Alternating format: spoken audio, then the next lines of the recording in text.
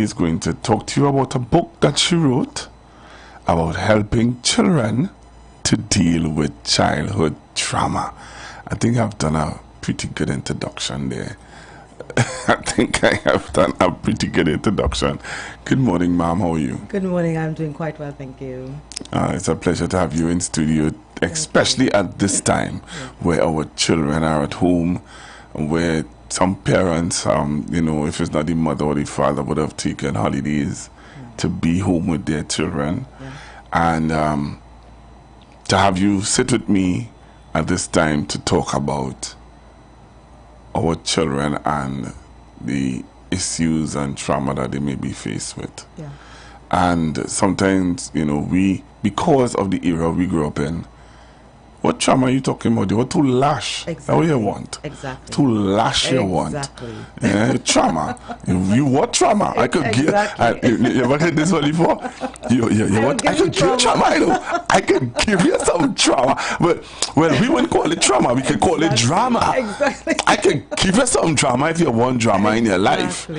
You know. We joke about it, but that is really that is the reality. It's the reality. That's a fact. Yes, it is. And you know, for me, having a son and having children, you know that there are things that you can't take for granted. Let me tell you why I say this before we get into the interview. To be how my mother would have dealt with me when I was my son age. My mother always says to me that she didn't do it right. It's good she had that insight. You know, you saying it good. I say it good. No, I always say to her, no, because I know I'm not thinking that. Because I would always say to her, some of the things that you would have done molded me into who I am today. Agreed. So when you want to say about, oh, don't deal with it in that manner and in that way, no, it would have had some positive effect on me.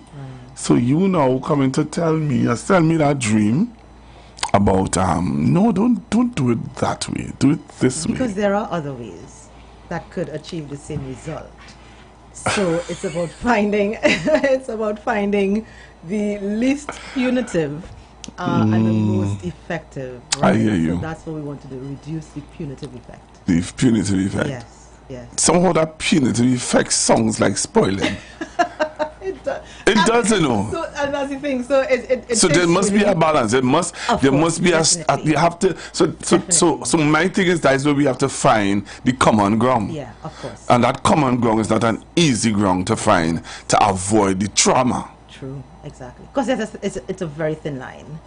It's a very thin line. So you tell us, and this is a great time for you to tell us who you are, because I looked at your bio and authorized it to you. That's a thesis. So you share with us who you are, and then we can get into dealing with our children and their trauma. Okay, so good morning, Trinidad and Tobago. It is indeed an honor and a pleasure to be here.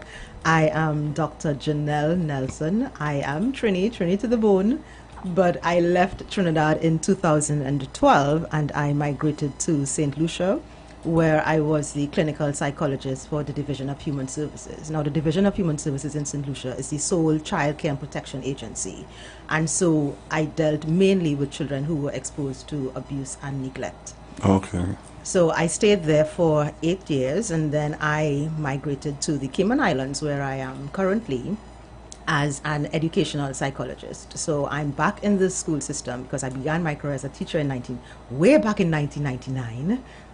So I'm back in the education system, but this time as an educational psychologist. Okay. Which really deals with doing psychological and psychoeducational assessments for children. So throughout my career, I have interacted and I've had clients who have experienced significant trauma. And that is really what prompted me to write this book, to address this issue, because there is paucity of information regarding what trauma does to children. And even in doing my research for my doctoral degree, there's very little research on trauma and the effects of trauma in Caribbean children. It's as if it doesn't exist. And even in my clinical practice, in treating children, there was really very, very little resources to be used to address specifically what I was seeing. So again, that's what prompted me to write this book, because I really think it's necessary to raise awareness about the impact that trauma can have on children and how debilitating it can be, and also to empower children so that they can understand what they are experiencing after having had a difficult situation, a traumatic event. Okay.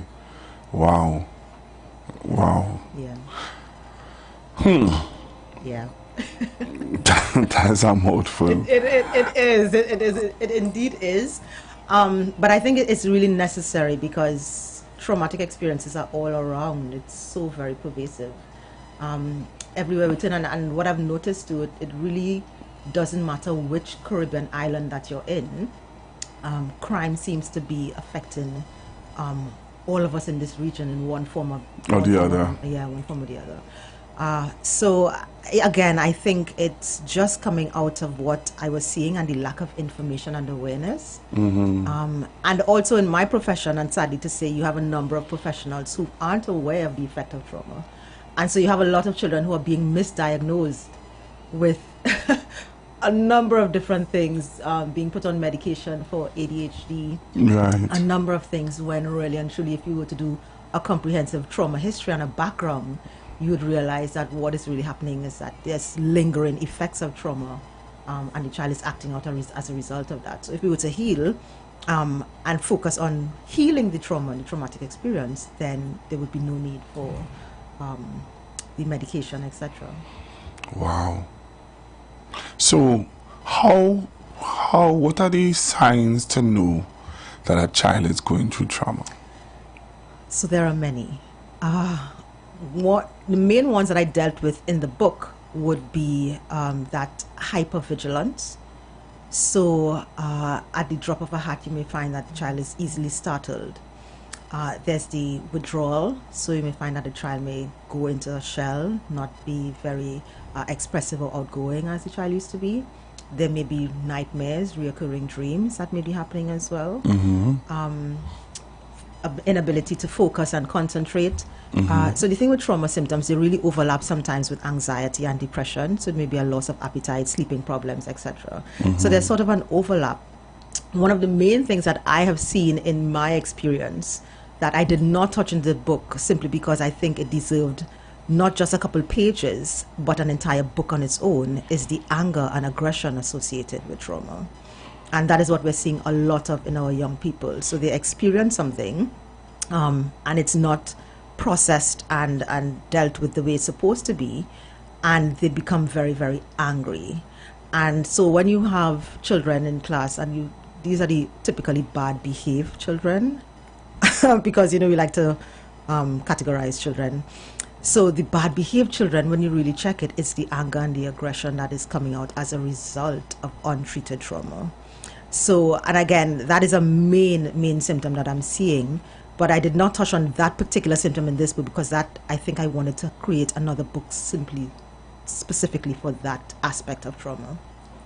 But in terms of the other symptoms, there's the withdrawal, sleeping problems, changes in personality sometimes as well. So the child will go from being very bubbly and extrovert to very introverted. The changes in diet, easily started. It's a lot. Okay, interesting. Interesting. The reason why I allowed you to expatiate or explain, because there are some persons will, again, as we said earlier on, will see trauma as, or might see it as change in behavior patterns. Because we have children who go through different phases in life. They're very bubbly, outgoing, and then when they start to settle down in their schoolwork and in different, moving now from primary school into secondary school, there's a different, so you see that different. So some people can see that as maybe my child going through a traumatic experience, and there are some children who do go through those traumatic experiences with the change of environment. So the thing is, and then there's the other aspect of bullying in the school that can bring and push them into Definitely. that sort of thing. Definitely. So one of the main things to look out for is whether or not it affects the child's functioning. And when I mean functioning, is their interpersonal relationships, how they're relating to their friends, their family members, etc. Also their ability to focus in school. So if you notice that there's a drop in their academic performance, that is a telltale sign as well. Okay. So yeah, so you're quite correct. Changes in behavior and patterns and stuff after trauma is normal, after traumatic experience, that's normal. But if you find that these changes are lingering, exactly, it's lingering, and it's not, the child is now doing worse than they were before. So and that's where I talk about affecting their functioning. If they're not doing well, right, that's when you realize, well, okay, something. Okay, it's time to seek treatment. So what made you really delve into it deeper now to write a book on it? Because there are people who like there are some persons who let's just say into psychology, and they maybe into let's say different types of psychology, because they are the narcissistic people who and they're the and I want to say it, but I don't want to say it. But you know, there are some of the symptoms that you point, you know, they are very bordering I don't want to say it. Okay, let's go there. Let's move along. Yeah. But no, I can't move along because there are attention seekers also. True, yes. How do you, before you reach to the book, I really want to go to the book, you know. Okay. But there are some foundation and work that I need to put in. Right. How do you know if this is this as we deem it as traumatic experiences or symptoms that a child is putting out isn't for attention seekers? Because there are some adults who doing exactly what you pointed out there for attention. But hear what, right? But this is the thing. This is the thing. Even those who are doing it for attention, there's some type of trauma happening there as well, because even that is a trauma response. Even that. So I know we tend to say, nah, that child just looking for attention, she's just looking for attention. But I tell you, and especially in my experience, emotional neglect. And we're seeing a lot of emotional neglect now, especially with younger parents. I don't want to attack parents, but when you have a lot of parents who are on their phones constantly, we are seeing an increase in emotional neglect. And the children who are experiencing emotional neglect, they are the ones who are the more vociferous in their attention seeking. So even the attention seeking is a trauma symptom. So it can't be taken for granted that this child is just looking for attention and is dismissed. So for that particular type of trial, there's a particular type of therapy that is used, which is called attachment-based, which looks at repairing the relationship between adult, etc., and the child. So even that, the attention-seeking, there needs to be healing there. This is not a one-off interview, you know. This interview is deep. This interview is serious. You laughing. You are laughing, but it really is. This is not just a simple, okay, I wrote a book on trauma, and you just come and talk about the book, and you just move. No, this is serious. Yeah, it is. This affects everything, you know. And that is why I wrote the book. Because if you haven't been able to deal with it from childhood, it goes into adulthood, it goes into marriage, then it goes into your workplace, it goes into everything. Exactly. And there are a lot of people who are seeking assistance for things like depression, anxiety, and a host of other things. And when you really check it, it's untreated trauma. Exactly. But there are people who are very good at masking things also. Of course. So I can be very nice, interactive with you right here. You might be saying to yourself, wow, he's a great interviewer, but then you don't you don't know what traumatic experiences I may have gone through and using this as a mask. And that is what coping is. That is what coping is. So in the absence of formal therapeutic intervention, in the absence of that, people learn to cope. Now the problem is you have some persons who would pick up positive ways of coping, and masking could be a positive way of coping. No, it could be. No. It could be, because it allows you. Because at the end of the day, remember, at the end of the day, what we want is to make it through. What we want is to make it through and to survive and to thrive. So if masking allows us to do that, it can be a positive coping mechanism. But the problem is you have a lot of persons who pick up negative coping mechanisms, and that's where a lot of young people get into substance abuse, reckless behavior, etc. But at the end of the day, after a traumatic experience, what happens is that people just try to survive and they try to cope. My only thing about the masking is when the mask drop, right? And I see the real you, yeah. I don't want to have anything because to do with you. You could only pretend for so long. That's it. So when I get to see the real you, I don't want to have anything to do with you. Yeah. And that's where the revolving door happens, where you can't hold on a job, you can't hold on a relationship. Relationships are a problem. And so exactly. I really have an issue with the mask. Exactly. Let me learn to remove the mask and deal with the me. No, and the reality of it is that everybody has gone through some sort of trauma. Exactly. I say to clients and to families that I interact with all the time, show me a family that's normal in functioning. Where? They don't exist. They don't exist. They don't exist. In a pool of 100 people, you might get probably 2 persons raising their hand saying that they came from a normal.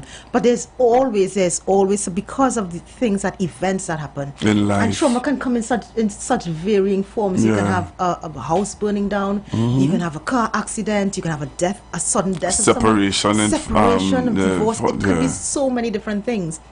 And at the end of the day, if it's not treated and dealt with, that's when you have a lot of problems. And that is why I'm so very passionate about trauma and trauma recovery, because I think a lot of what we're seeing, we're seeing trauma responses, trauma that's not dealt with. And if we were to heal from the trauma, then a lot of the anger and stuff that we're seeing in society, a lot of it will be diminished. So the book, we're getting into the book now. All of that was introduction, all of that was an introduction. Yes, that was the introduction. To the book. So tell me. Yeah. This book. It's like a stamp. Oh, it's like a stamp. Yeah, that's the title of the book. So it's not, so okay, 'cause I would have taken the book as it's like a stamp. It's like a stamp. But so this book is what, really? Introduction and a mirror. So if based on all that we have said so far, for me, I would take this book now as a mirror. Okay. So sit with my son. Right. Go through the book. Yes. And while going through the book, I ask him, JJ, do you see yourself in any of these? Exactly. Yes. Yep. And there are questions at the end of the book. And I think that is what was missing. I came across one book on trauma for children, and I found that it was missing this crucial aspect of asking questions, follow-up. So at the end of the book, I provided a series of questions to take children from point A to point B. So they begin thinking about the character, but then they move into their own experiences that they may have had. And at the questions at the back of the book, they also ask questions like, so do you see yourself? Is there any other situation where these type of feelings, etc., these things could have happened? Exist. And a host of questions to move the child to begin that process of healing with children. So so let's say my son says to me, Daddy, I see myself X, Y, and Z. My question is, how do we move forward from there? Right. So once it's identified what the child says that they are still struggling with, then as a parent you can have a conversation around that and ensure that the child is safe, because at the end of the day what you want is to reduce all those things that's happening in the body, because that's what trauma really is, a built-up of tension and energy in the body. Yeah. So what do you want to do? You want to get that child back to that state of calm and normalcy within the body. Yeah. So what is the main thing? You keep saying child, right? Well, I mean, sorry, this is not a joke. you keep saying child, right? I like him saying adults. Yeah. I'm sorry, but You keep saying child and child, and I'll keep seeing adults. Yeah, and because it's so pervasive. You know, I said something to you, and I don't know if you caught what I said to you. It's a mirror. Right. For me, right. I have a cave where I go into and evaluate myself. Right. Evaluate myself. Hey, you do nonsense here. Hey, fix this. Hey, you could work on this. Yeah, do good here. Right. I do that. From there are people who don't understand it, but that's just me. Right. Because, you know, as an only child, you do have brothers and sisters to point out your faults and your selfish, ignorant ways. So I have to do it. I can't depend on anybody else to do it. And if I depend on anybody else to do it for me, that means you become now my source of evaluation. So I don't want anybody to evaluate me. I could evaluate myself. But I still do take, and that does take away from my friends or whoever family members could point out, hey, you're lapsed. Something, Fair enough, but that's why I pointed out to you that this book is a mirror. From how I see it, it's like a mirror for you to really sit and be real. And that's exactly what it is. It's to get people to the point where they begin thinking about what they're thinking about. Right. They begin thinking about what they're feeling. Right. They begin thinking about what experiences they've had. So it's to begin that conversation with themselves and with whomever they are sharing the book with, to begin that process, to start thinking about what are you thinking about? Yeah. What were you thinking about at the time that this situation happened? Right. Yeah. Right. So this book, where can you get this book? So it's at my book launch this Saturday on the 20th of July. What? At Nallis. Where? It's this Saturday. This Saturday? This Saturday at 5:30 p.m. at Nallis. Serious? Yes. Yes, but I only have, so it's sold online as well. So if you Google the title of the book, it's like a stamp. It's sold online on Amazon. It's also on Blackwell's. Is it a gift? Could I give it as gifts to adults? You can actually, yeah. Because you see, you came in here with the mindset of children. But all right, so let me take that back. What about doing one for adults? Because while I can use this for me and my son, right? Yeah. And while going through it, I could be looking at myself. Yes. Yeah. Fair enough. I hear you with that. Yes. But you know, there are some adults need that book, you know. Definitely. Yeah. Yeah. I mean, I don't know how adults would feel reading a book that's, I mean, it's a children's book. Yeah. But like you said, it is relatable in that regard, because like I said, the most important thing is not just the storyline, but helping adults and children identify what are some of the symptoms that they too could be experiencing. And again, the questions can help them start that process to think about, what was I thinking at the time? Right. How else have I been responding? So the character in the book, she responded in this particular way. Right. But since that experience, how have I responded? What changes have happened in my life as a result? Beautiful. So I can leave this copy. I think we need to have this conversation again, because there are different aspects of this conversation that I think, especially now where children are at home,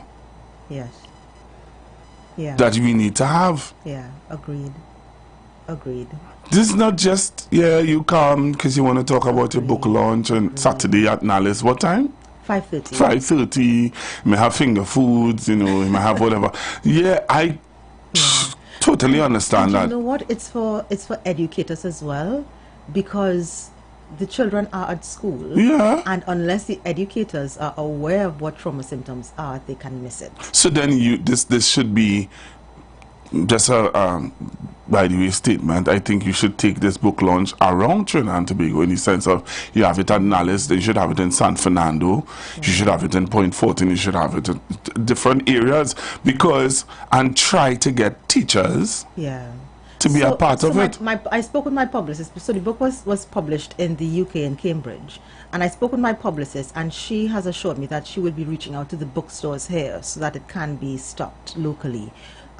Again, because there's a lack of this type of resource for teachers, for social workers, for guidance counselors, anyone who would be dealing with children who can potentially would have experienced something traumatic. It's about making this accessible to them so that this can be part of their arsenal when they're dealing with the children. Beautiful. But remember I'm not based in Trinidad. Yeah, that's so you need somebody to market it. So I have a friend she's doing an excellent job of that, French in Stafford. Okay. I know she's listening, so she's doing an excellent job at helping me market the book, because she's a guidance counselor. I think you need to move she's in the education around. system. She's in the education system, so she knows how vital this book can be to her and to her colleagues. Beautiful. All right. So here what? I just think that this is not doing you enough justice. Yeah, you're going wrong, man, to the wire. We're going down to the wire. Yeah, we're going down to the wire. Wow. So I am very much impressed just by having this conversation with you. We haven't even opened the book as yet. We have not. But we have touched mainly most of the things in the book. Yeah. So this, I think for me, this needs to be vented a little more in the sense of getting it into the hands of the right people. Yeah. The Minister of Education. Yes. And stuff like that. Yeah. So it's something that Trinidad and Tobago needs to be aware of. Absolutely. But I would like to humbly ask you to do one for adults. Okay. I had not considered it, but you know, God sends messengers. I prayed a lot about this book. Yeah. Because it was something that was just stirring inside of me that needed to be, I just felt like I needed people to understand the impact that trauma can have. I've never thought about having one for adults, but it is something that I can definitely think of. Because if it could just saying, because we could deal with our children, but if the parents isn't healed. Absolutely. Absolutely. So we're healing the children, but then they're going back into a traumatic family or parent, and that's just a recurring decimal. That is not going to help. Absolutely. I'll tell you one of the things, and I hope no one steals my idea, but I'll tell you one of the things that I thought about in moving back to Trinidad is opening a trauma recovery center. I think that's really because somebody's now asking me if you plan to have workshops. Oh. Wow. So you see how big this is. This is not as simple as you think it is. It really isn't. It really isn't. So there are people who are now calling for workshops. Yeah. It's so sad because I mean you have children who can really reach their full potential and truest potential, but they're not because they're stunted. Of course. Because of what they're experiencing at home. Parents, and parents play a crucial role. I heard a young man, a teacher, actually a young man who's a teacher, did a video, and he was talking to parents and pleading with parents to get their act together. You can't be demanding your child to do well in school when you are ignorant. You can't be demanding your children to be focused when you're not focusing. You're not focusing your savings. You're not focusing your self-development. You're not focused on anything at all. You're going through the same worst trauma than what your child going through. And I'm telling you, what we're seeing is that parents are now on their devices so often and that's their way of dealing with stress. So they go on social media. And the children are ignored. Yeah. And that in itself is a type of emotional neglect. And you have children who are just craving, like you said, craving the attention. Yeah. Like you said, it's not a one-off. It's not a one-off. I want to thank you though. Yeah. Because at least you start something. You know, there are some people would sit and think about something, feel the vibes to do something. Yeah, I think that this is whatever. Yeah. But the very fact that you have started. Yeah. I want to commend you. Thank you. Because you could have just sat down and say, I doing my part. I'm dealing with children who going through their stuff and whatever. And yes, I would have a book for children, but you are seeing now where. Yeah, and I'll tell you what, I don't live in Trinidad currently. I've been out since 2012, but I love my country. And if there's any healing that I want to happen, I want it to happen in my home. Right. So I'm really pushing for this book to be, for the information, not for the book, but for the information to be out there so that persons become more and more aware. If somebody, so you're saying that it's online? So the book is online. It can be purchased at Amazon, but I will have some copies available at the book launch? Yes, at the book launch. So yes. it's this Saturday? It's this Saturday at 5:30 to begin at 6. So at 5:30 is the meet and greet, and at 6 p.m. we begin. And I'd really like to be there, you know. Yeah, at the book launch, I will speak a bit more about trauma and the effects of trauma on children, because it's my only space to have a lot of people there present. So it's to share my knowledge of what I'm seeing and how trauma is affecting children academic-wise and in their overall functioning. I would really like to be there, but unfortunately, I really. But anyone who wants to be there, I have a telephone number. Just WhatsApp me so that I can, in terms of catering. It's 379-6559. That's 379-6559. So just send me on WhatsApp so that I can know that someone is coming. This is fantastic. This is what I would like. This is how I like to spend my weekend. Some people don't understand, but this is how I like to spend my weekend. Yeah. See, like going to things like this, I like to do my weekends like that. You see, this weekend is for baby boy. Right. I That's important. Yeah, and we don't have a plan, so you know, for me to spoil our plan, you know. No, don't, absolutely not. Do not, absolutely not. But I must say, I really want to thank you. I would like to take some calls. Okay. Because I know that there are persons who are listening who would want to chime in and commend you on what you are doing. But boy, I think this is excellent. Thank you. Right? Thank you. So just tell them again, Saturday, this Saturday. This Saturday, 5:30 p.m. to begin at 6 at Nallis. Ground floor at the Pamela Benson Audiovisual Room. I do leave shortly after, flying back to Grand Cayman, but I do have a couple days in between, so if someone wants to do some kind of consultation as well, I am open. If a parent is looking for a psychoeducational assessment as well, I brought my tools with me. So if a parent has some concerns about their child, whether it's a learning disability or whether it's behavioral, just reach out to me and I can see what can happen before I get back. Sure, let's take this call. Hello, good morning. Hello, a pleasant good morning to Master Google, and I didn't catch the doctor's name because I was out of the room. What's her name? Dr. Nelson. Dr. Nelson, a pleasant good morning to you. I have a question. How do you deal with, it's my grandson, who is now 26, but he had a very traumatic, dysfunctional childhood. And I had to force to send him away when he got a job to get his own apartment because he was going beyond the rules of the home. Not stealing anything, but I know deep in my heart, it bothers me now, it pains my heart that somewhere along the line, I didn't do everything right and I made a couple mistakes here and there. He was brought up with beatings and so on from the father. And, well, the mother migrated. He hasn't seen his mother in 20 years.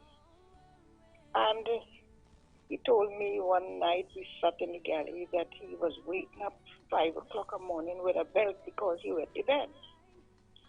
So I am asking, I know this has transferred into adulthood and it's not an overnight fix. So I am asking, it plagues me, you know, what can I do? Now, even though he has left the home, I told my children, please, don't speak negatively.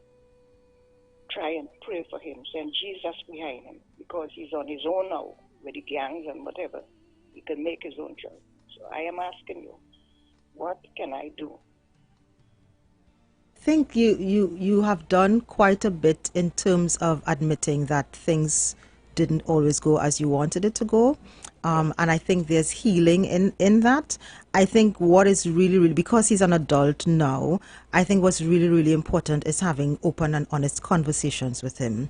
And like you said, admitting where things did not go as you would have liked for it to go. And begin that type of healing, but open and honest conversations need to be had. And if there is a way that his mom can also be involved in that as well, because it's strange enough, when time passes, there's a lot of, they say hindsight is 20/20. But when time passes, there's a lot of insight into what should have happened and what should not have happened.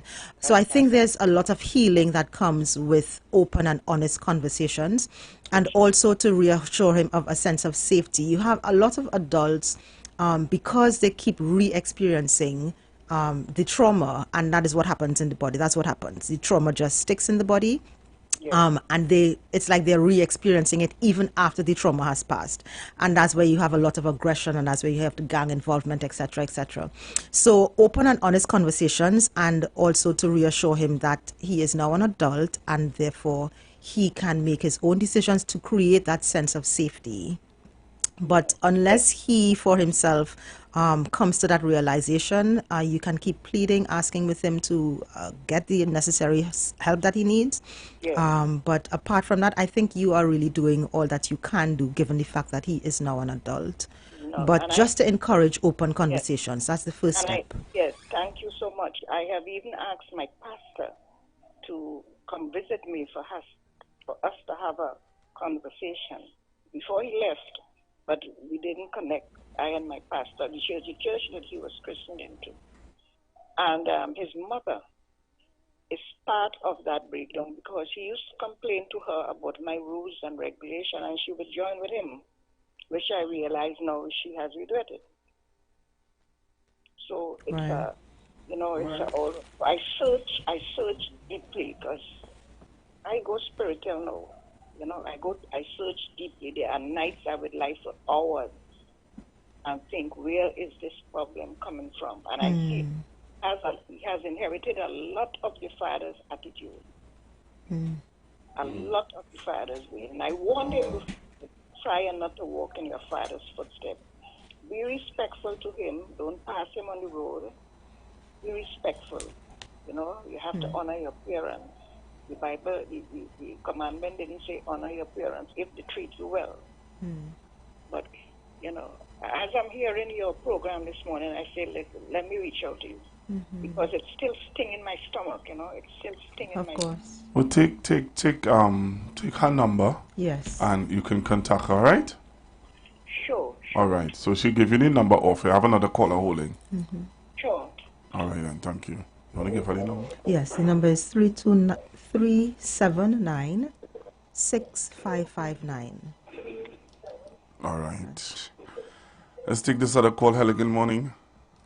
Hello, good morning. Hi, good morning. Good morning. Yeah, I didn't hear the program from the beginning, but I guess you're speaking about children. I have a niece. She's brilliant, she's bright, and everything else. But she's doing all right in school. But what her mom told me, the teacher told her mom that she's a bright child, she's brilliant, she's intelligent. But she came ninth in tests, which we all tell her it was good. But the teacher told her mom, her grandmother died last year. And they all lived with the grandmother, her father and her mother, they all lived. And what the teacher said is this, that she's still grieving after her grandmother's death. So her mom even told me that she sleeps in her grandmother's room. So, what is that something that could happen? Definitely. How long has the grandmom passed? How long has it been? A year. Like March this month was a year, yes. Okay. Her grades are still okay? Her grades are fine at school. Yeah, it's all right. Because the teacher says she's intelligent, she's bright, she knows her work. What I would advise, if there is a counselor at the school, have her speak with the guidance counselor, because it means that she may just need some bereavement counseling, just to help her, just to help her get over. So yeah, speak with the school, see what they provide, and if there is a counselor available, have the school make a recommendation for her to speak with the guidance counselor immediately. Okay. Thank you so much. No problem. Yeah. No problem. Okay, dear. Have a blessed day. You too. Bye-bye. Thank you very much. See, I'm telling you. Yeah.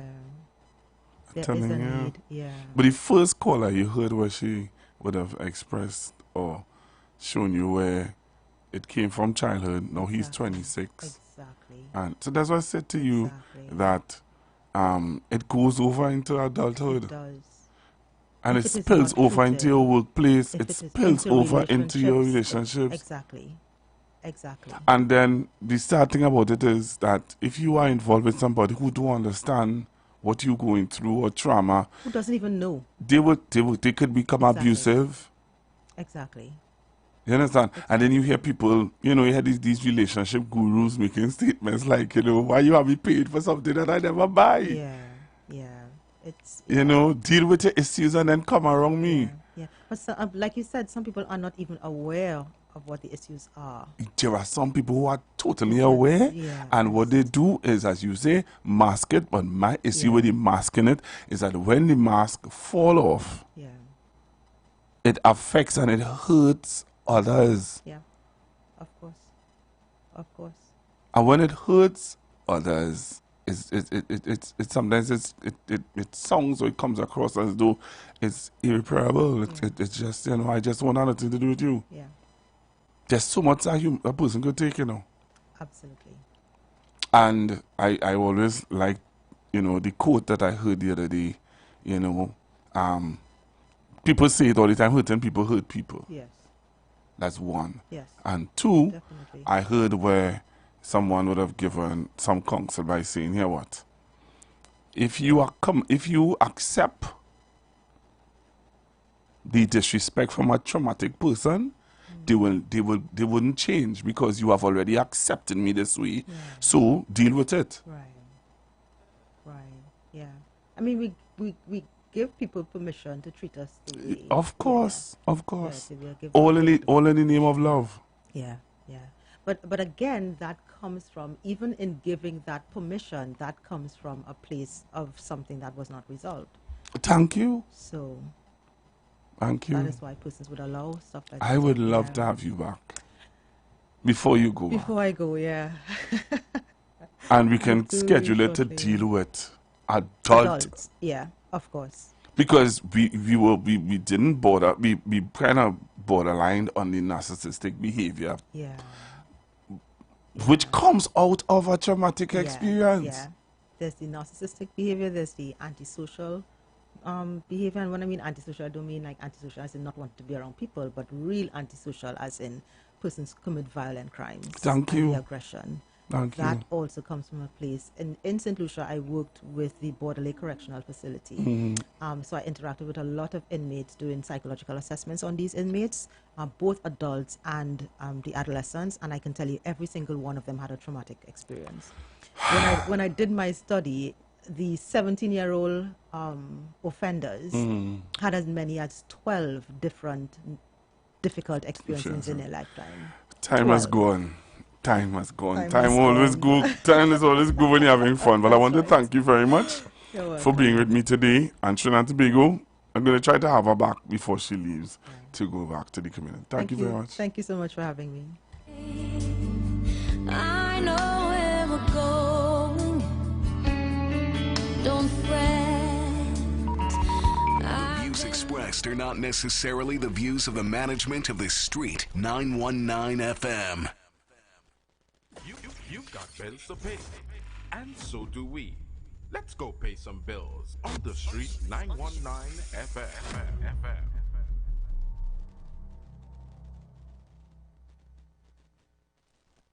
As we transition into summer, we continue to talk politics, current events, entertainment, and what's trending while balancing the talk with some of your favorite tunes, both old and new. Our purpose is to keep you informed and edify you, as well as to give you food for thought on the current affairs of this nation and the world. Keep it locked to the street, 919 FM every day, all day. Our on-air numbers are 342-0081 and 466-5391. Visit us on Facebook, Instagram, and TikTok. The Street 919 FM. YouTube, IWER TV. The Street 919 FM. Shed it life. Shed it life. The presence of oxygen is absolutely the absence of disease. Most chronic diseases that plague us are not happening to us, but is happening within us. We're literally eating ourselves to death, which means we're not living longer, we're dying longer. Join fitness expert Alloy Johnson, the founder of the healthiest corner on earth, located at number 92 East Drive, Chamfleur, every Wednesday from 8 a.m. to 9 a.m. live on The Street 919 FM, where he shows you that healing the body's temple is easier than anyone would have led you to believe. It's emancipation time again. Come join us as we commemorate 186 years of emancipation with the 2024 Pan-African Festival TT, commemorating emancipation at Lich Yasu Omowali Emancipation Village, Weeds Park, Savannah, from July 27th to August 2nd. Come and shop at the biggest African market in the Caribbean, where you'll find the largest collection of African-inspired art, craft, jewelry, clothing, educational materials, and food. Enjoy 6.5 days of activities for everyone, including workshops for children, entertainment, jazz, pan, tambu bambu, calypso, rapso, reggae, dancing, and drumming. Open daily from 10 a.m. to 10 p.m. Admission free until 3 p.m. After 3 p.m., entrance fee $40. Children under 12 free. Let's meet up at the village, July 27th to August 2nd. The Emancipation Support Committee of Trinidad and Tobago, moving forward with our heads up. Join us via Zoom for the 5th Town Hall meeting, Aging Gracefully and Equally, Monday 22nd July from 11 a.m. to 1 p.m. with Dr. Jennifer Rouse, Miss Aisha Kobe Price, Dr. Varma Dialsing, and Miss Crystal Felix, who will discuss the invisible phenomenon of ageism and the impact on men and women. Visit our social media pages at Gender and Child Affairs for the Zoom link. Join Pastor Kelvin Heinerine and friends for The Way, The Truth, The Life Radio Ministry, a Church of God ministry, live on the Street 919 FM from 6 p.m. to 7 p.m. This and every Sunday on the Street 919 FM. Jesus said, I am the way, the truth, and the life. No man cometh to the Father except through me. John chapter 14, verse 6. For further information, contact 686-3845, 349-5178, or 342-7303. Join the winning team with Pastor Alkaline John every Tuesday at 11:05 a.m. to 12 noon and every Wednesday night from 7:05 p.m. to 8 p.m. live on the Street 919 FM as he talks about Lviv, the power of 5 fruits, one of the most powerful antioxidant supplements on the market today. The 5 superfruits in Lviv are mangosteen, acai, pomegranate, goji, and nuni. These fruits have a positive and profound impact on human health performance and disease. Join him as he gives live testimonials of the Lviv healing powers. To get more information, you can contact Pastor Alkaline John at 516-286-7079, or you can visit his webpage at www.alkalinejohn.com. Remember, every Tuesday at 11:05 a.m. and Wednesday at 7:05 p.m. live on the Street 919 FM. Tune in to the Street 919 FM every Friday from 9:15 a.m. to 9:45 a.m. with Kingdom Health Services, situated at number 125 to 186 Eastern Main Road in Tunapuna, for the program Health and Healing, merging the old with the new, with Mr. Brent Diet.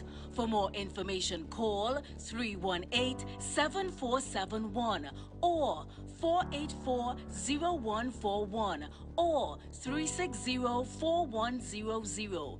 It's all about Kingdom Health Services on the street, 919 FM. Share the live. Share the live. The Street 919 FM on Facebook and Instagram. Share the live. Iowa George on Instagram. Share the live. Iowa TV and Street TV on YouTube. Share the live. The Street 919 FM. News from the street, 919fm.com. Here's what's happening. Good afternoon, I'm Chanaka Phipps, and this is the news on the street, 919 FM. In the headlines, flash flooding reported in parts of South Trinidad. Shogunist man charged with amputees murder.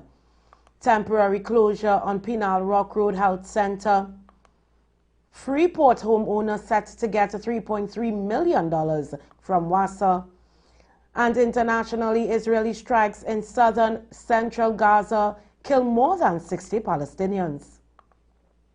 In your news, residents in parts of South Trinidad have reported incidents of flash flooding overnight and early this morning.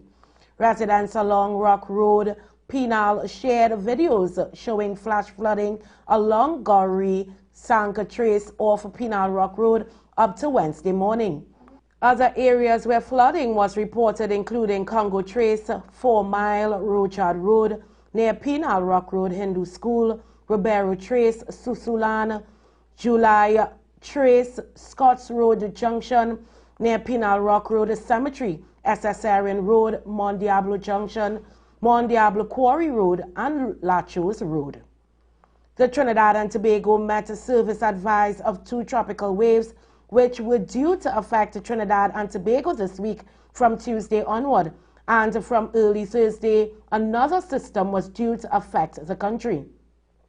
By Friday, the TTMS said as the ITCZ weakens and recedes, trailing convergence from the most recent wave and equatorial moisture, advection from the southeast is likely to produce partly cloudy conditions at times, becoming cloudy in some areas with light or moderate showers and a medium chance for an isolated heavy shower or thunderstorm from early morning to late afternoon. The public is advised to continue to monitor the latest updates from the Met Office via official stations. In more news, a 32-year-old Shogunist man appeared virtually before a high court on Tuesday after he was charged with the murder of an amputee.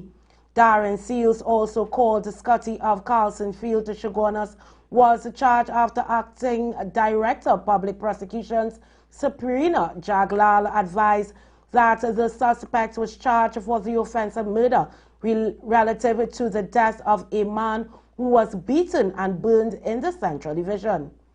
According to police reports, shortly before noon on June 8th, an officer responded to a report of a wounding on Manic Street, Shogunist, in the vicinity of the Maxi Taxi Hub. Upon arrival, the officers observed a burnt wheelchair on the ground and discovered a Perfector Edwards, also called 1 Foot, lying on the ground nursing injuries. Edwards was taken to the Shogunist Health Facility and then transferred to the Eric Williams Medical Science Complex for further treatment. He succumbed to his injuries less than 1 week later. In further news, the Southwest Regional Health Authority is advising its clients of the temporary closure of the Penal Rock Road Health Center today. The SWRHA says that this is due to its inaccessibility as a result of overnight flooding. Members of the public are advised to visit the nearest health facility to access healthcare services. The SWRHA notes, however, that regular services will resume tomorrow, which is Thursday.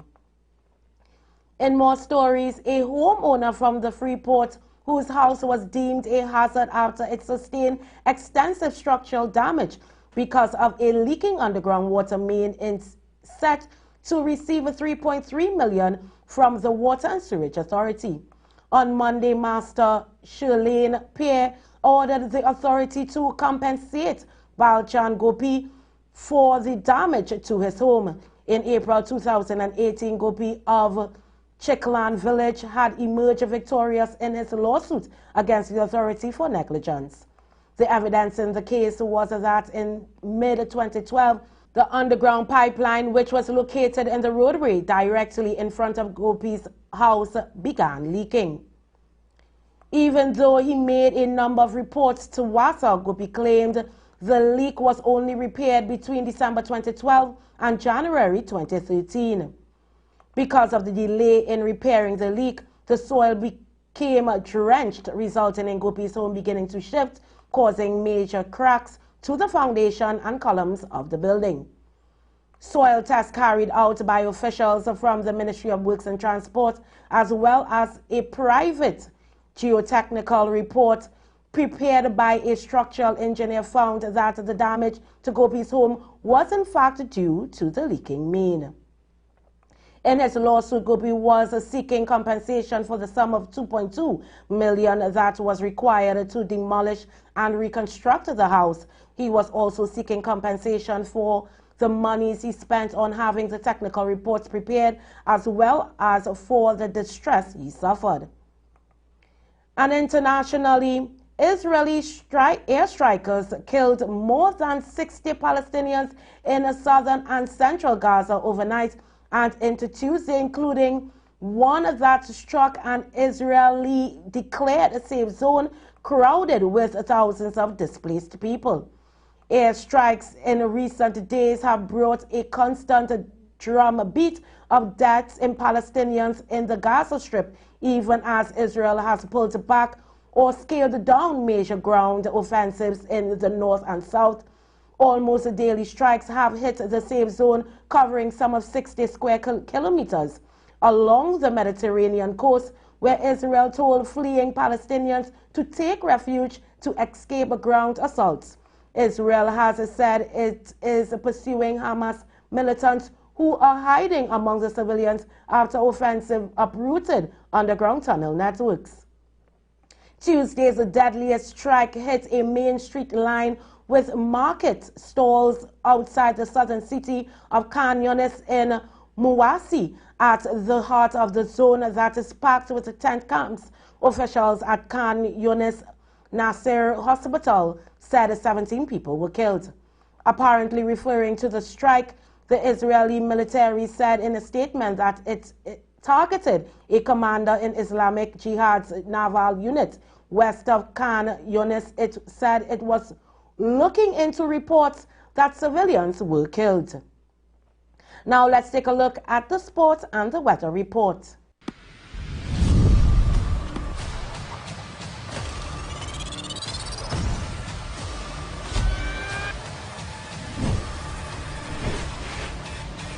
In sport, the French Soccer Federation pledged Tuesday to file a complaint with FIFA over racist and discriminatory remarks by Argentina players in post-match chants about France's team after their Copa America title win. Argentina beat Colombia 1-0 on Sunday at Miami Gardens, Florida. A video posted on Instagram by Argentina midfielder Enzo Fernandez, who plays for Chelsea.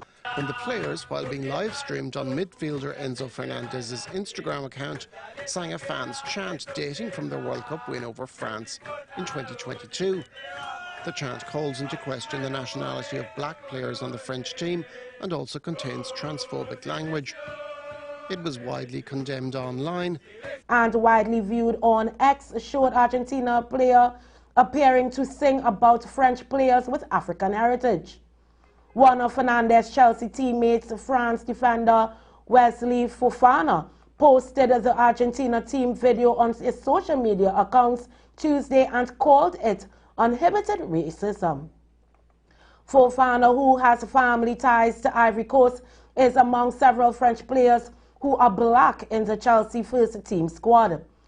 The same chance by some Argentina fans emerged before France and Argentina met at the World Cup final 2 years ago, which Argentina won. The derogatory chants single out France players of African heritage from several countries and holding a French passport. In more sport, 3 Trinidad and Tobago players were named on the team of the tournament for the 2024 CWI Rising Women's Under-19 Championship. The TNT skipper Samara Ramnas, along with opening bowler Kanika Caesar and Tumika Pagu, were named among the 11 outstanding players of the tournament. The team also included West Indies players Zaida James and tournament MVP Jazara Claxton. Tournament winners Guyana had Naiya Lachman and Trisha Hardat on the team of the tournament. Guyana beat the Leeward Islands in the finals, while defending champions Trinidad and Tobago defeated the Windward Islands to take the 3rd place in 2024. And that's all for sport. Now let's take a look at your weather.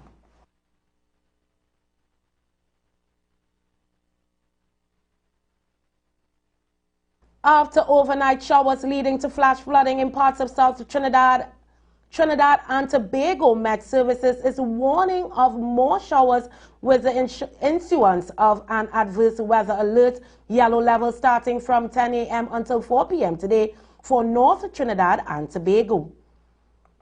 And your weather forecast today: Trinidad, Tobago and the Windward Islands, initially sunny conditions will give way to partly cloudy skies by mid-late morning with occasional light to moderate showers occurring in varying localities.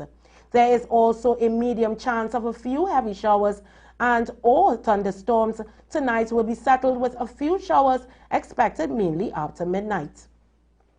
Please note gusty winds, the street or flash flooding are likely near heavy showers and thunderstorms. Landslides are also possible, especially in the northeastern areas of Tobago and the northern areas of Trinidad as a result of already saturated soils. The Leewards, sunny and hazy conditions are expected apart from a few showers at times. Tonight will be fair at first with a few showers likely after midnight. Last night, there was a minimum temperature of 24.6 degrees in Trinidad and 27.2 degrees in Tobago. Our maximum temperature today is 32 degrees in Trinidad and 31 in Tobago. Our seas are slight to moderate with waves between 1 and 2 meters in open waters and below 1 meter in sheltered areas. Recapping the headlines: flash flooding reported in parts of South Trinidad, Shogunas man charged with amputees murder, temporary closure of the Penal Rock Road Health Center, Freeport homeowners set to get $3.3 million from WASA, and internationally, Israeli strikes in southern central Gaza kill more than 60 Palestinians. And that's all for today. I'm Chanaka Phipps. Do have a blessed day. Stay dry. Stay safe. News from the street. News from the street. 919fm.com. Real. I want the truth. Straight. You can't handle the truth. And fair. I seek righteousness. The official station that defends the nation. The Street 91 FM.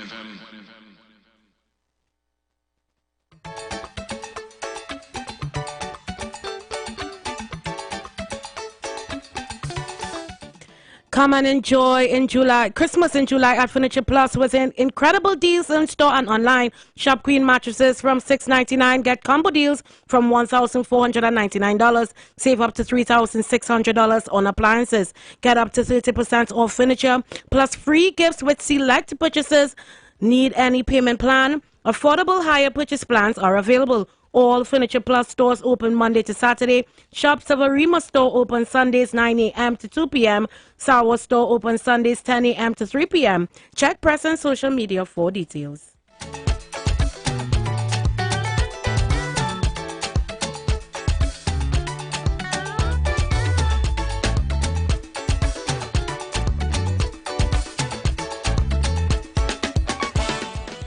New branch Lightpole 50 Diet Street, Canopia. We've done it again. Check out these amazing deals just for you. Always a better deal. Come down today. Don't forget to ask about our amazing in-store shopping competitions.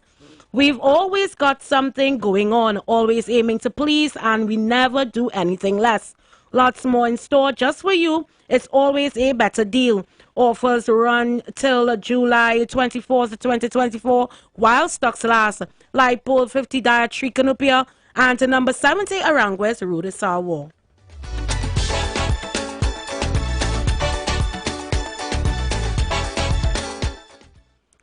Do you want your leaders to competently manage conflicts, ensure performance excellence, and achieve customer service expectations so you can focus on strategic issues? We can help. At Madonna Doyle and Associates, we provide customized leadership, communication tools, and strategies for workplace transformation. Our consulting, training, and coaching solutions are aiming at fostering joyful conversations for thriving workplaces. Dr. Madonna Doyle and her team have developed the MDA Joyful Leadership Conversations, which is culturally infused and relevant for your workplace. Check out the website at www.madonnadoyle.com for more details, or you can email admin@madonnadoyle.com or call 307-5703. Tune in to Words Matter with Madonna Doyle every Monday from 11 a.m. to noon, only on the Street 919 FM.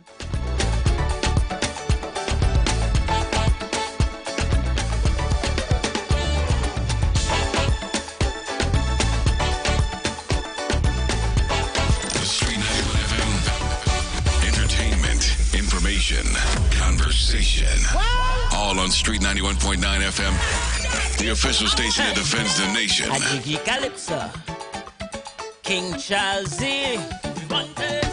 People just borrow and do as they may, causing you sorrow along the way. All who feel they take and get away, is the children going to pay? Hey, hey. Oh, what a thing, Charles Z, to be King Charles Z. I'm sure you got to rejoice and sing. Oh, yeah. Now that you done celebrate, there's something that cannot wait. Give me what you have for me. Give me what you have. Your dear mother passing left many in tears, but her passing also left you in a rest. Shall see, give me what you have for me. Give me what you have for me. Give me what you have for me. Give me what you have. Because you must take cabals in the old land, split up India and Pakistan, steal the people of Amrest of faith. Lives you take and you take. Chelsea, the people in India balling. Chelsea, you must make it right somehow. Chelsea, for reparations they calling.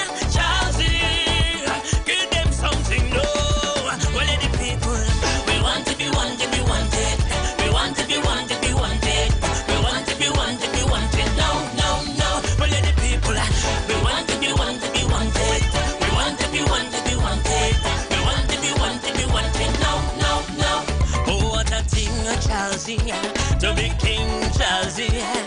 The whole world contribute to your playing. Oh, yeah. Now you want your gold and coach, I must submit my reproach.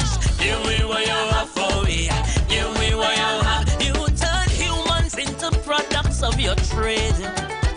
After slavery is the slave masters you paid. Sort out yourself. Give me what you have for me. Give me what you have for me. Give me what you have for me. Give me what you have. Because you take where we culture for speed we hit. Make we slave all day on estates. Take resource I drain we pitch lake. You take and you take. Chelsea, half of the Caribbean balling. Chelsea, look we in Trinbago too. Chelsea, colonialism appalling. Chelsea, you know what to do. Start to live in them coffers. We want to be wanted, we wanted. We want to be wanted, we wanted. We want to be wanted, we wanted. No, no, no. Well, the people, we want to be wanted, we wanted. We want to be wanted, we wanted. We want to be wanted, we wanted. No, no, no. All the suppressing nations. You are listening to the Street 919 FM. Stay with us for news, interviews, and commentary that shape our democracy. Street 919 FM, the official station that defends the nation. You was the savior.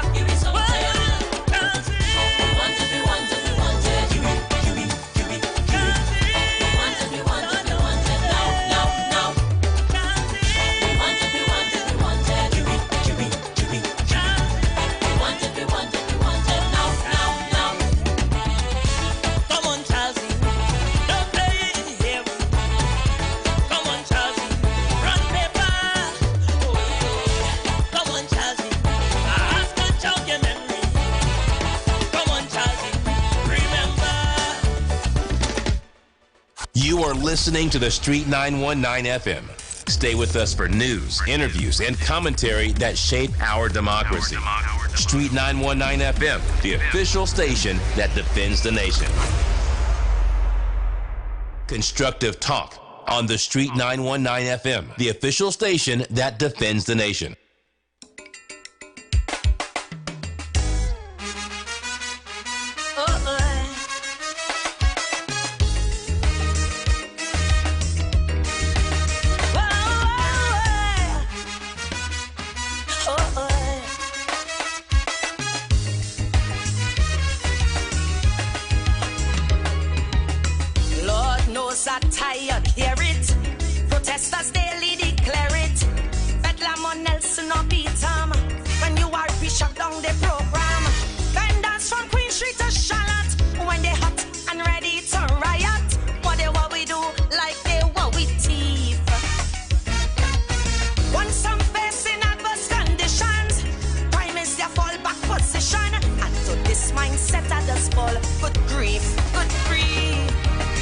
I remember back in the 90s when they killed for Michael Hercules, shoot me famous prison commissioner. The mother said she boy was a hustler, but for crimes like murder there is no good reason or rhyme. Poverty ain't no damn excuse for crime. No way, poverty is no excuse. You don't ever win but lose. But quick upward mobilization, nothing beats good education. Next time a youth man say it, hit him a slap one time. What poverty and no damn excuse for crime. No way. Go tell your picnic them, all who causing the problem.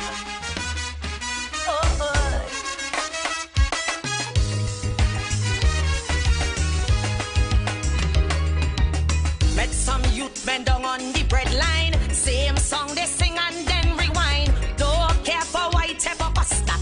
Tell them to walk they want that. But to your face they will hiss forthright. If see people only miss out a fortnight. But they what we do, how they what we eat. It's that self for causing the problem. Boss man run the bread is the anthem. Pussy Asia war and gnashing of teeth. Still I remember Michael Hercules when they killed him back in the 90s. The mother said it wasn't murder. His son was just seeking a dollar. For many of us who broken, who don't have a cent or dime. Poverty and no damn excuse for crime. No way, poverty is no excuse. So when is your time to choose? Instead of shooting and looting, my pat and my lap still recruiting. Tell them youth man chant it before our next judgment time. Poverty and no damn excuse for crime. So hear me now. If you're starving to death with nothing to eat, that is no excuse. When them vendors get chased off the street, that is no excuse. Unemployment land, you can't get a job, that is no excuse. If you're struggling inside in no money club, that is no excuse. Broke and to thief, you ain't have a cent, that is no excuse. Can't mind your picnic, can't pay your rent, that is no excuse. If life's giving you a really hard time, that is no excuse. Poverty is still no excuse for crime. Take a look at Miss Oprah Winfrey. Grew up in abject poverty because of drive and ambition. Today that same Oprah with billions. And over 74 years ago, a little black boy born in Tobago. No shoes on his feet, walked from miles to school, real cool.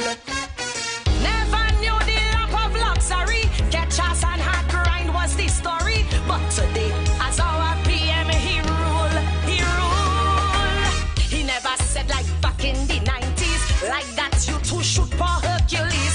This nation owes me a living. Today I go make a killing. Never once stoop to thieving. By brains and hard work he climb. Poverty could never absolve crime. No way, poverty is no excuse. So don't fall for that abuse.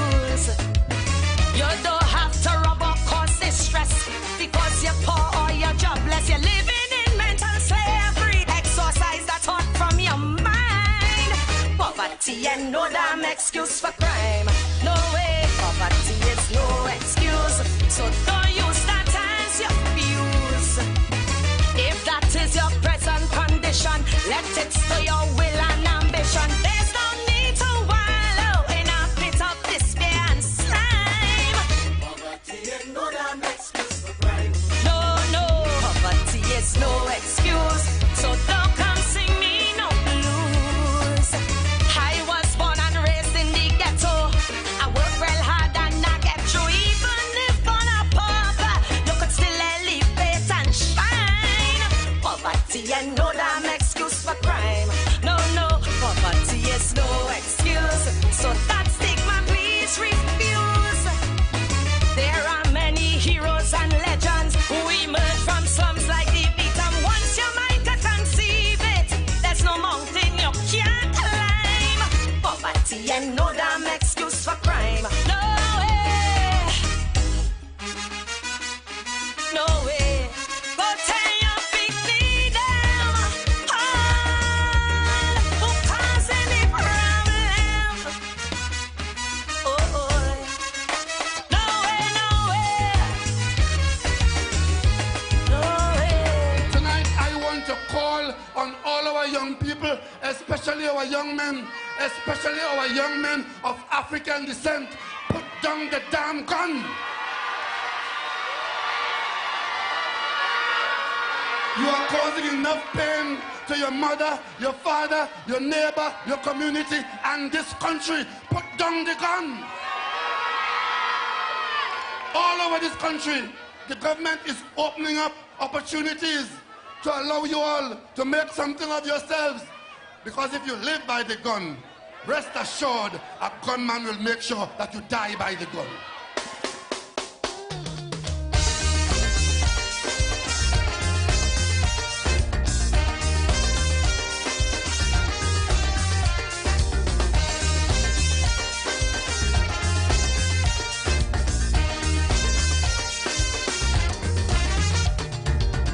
Almost all men say they long for peace,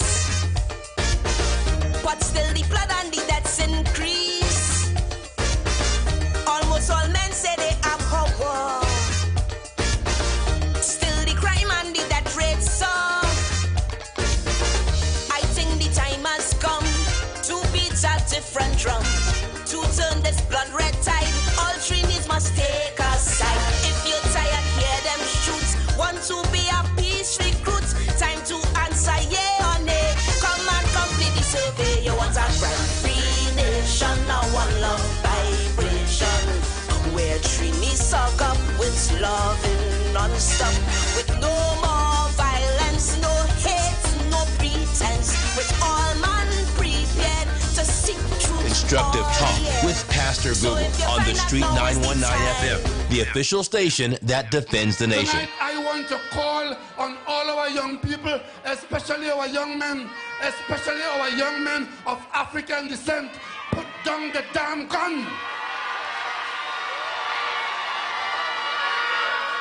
You are causing enough pain to your mother, your father, your neighbor, your community, and this country. Put down the gun. All over this country, the government is opening up opportunities to allow you all to make something of yourselves. Because if you live by the gun, rest assured a gunman will make sure that you die by the gun.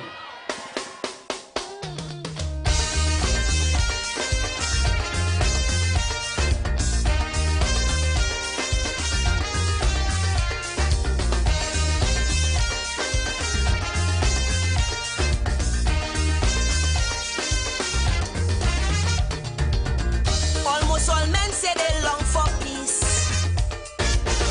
but still the blood and the deaths increase. Almost all men say they have power, still the crime and the death rate soar. I think the time has come to beat a different drum, to turn this blood red tide. All Trinis must take a side. If you're tired, hear them shoot. Want to be a peace recruit? Time to answer yeah or nay. Come and complete the survey. You want a free nation, a one love vibration. non-stop, with no more violence, no hate, no pretense, with all man prepared to seek truth all year. So if you find that now is the time, raise your hand and let's sing. To make a pledge, yes, to bury crime. Raise your hand and let's sing. To build back broken communities. Raise your hand. To show the meaning of family. Let's show all them detractors, them hitmen, extractors. The true meaning of unity. Raise your hand, let me see.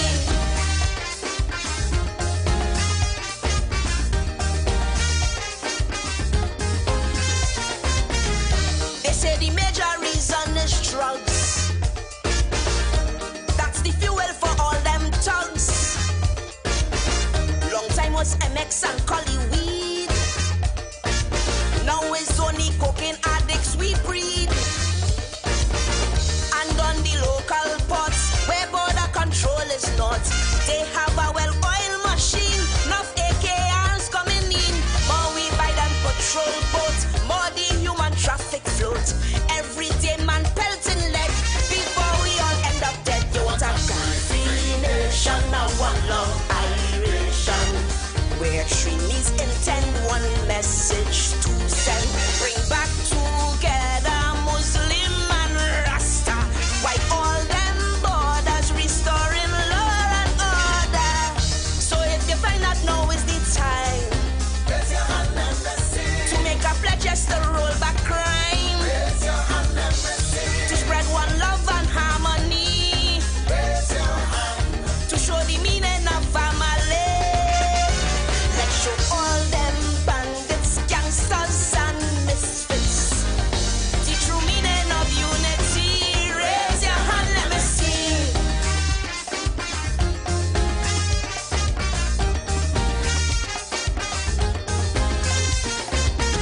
So if you're vexed and you want it stop, you had enough and you're damn fed up. You carry locks and just sleep at night. You're tired, wait, shivering in fright. Tell them no, no, no more.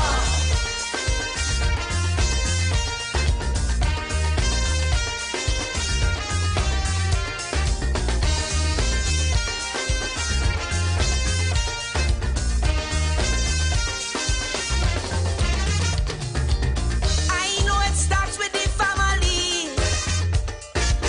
That's the bedrock of community. If children are taught the right things at home, then to the gangs, no, they wouldn't roam.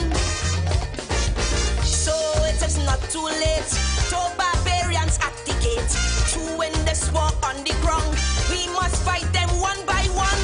In our schools is where we'll start, winning minds and winning hearts. If unity is your choice, come sing with me in one voice. You want a free nation, now one love vibration.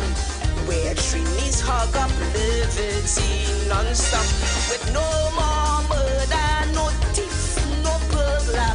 Where all men prepared to seek peace all year. So if you find that now is the time, raise your hand and let's sing. To make a pledge, yes, to outlaw crime. Raise your hand and let's sing. To bring back love, yes, to TNT. Raise your hand. Promoted peace, love and harmony. Let's show all them haters, serious lawbreakers.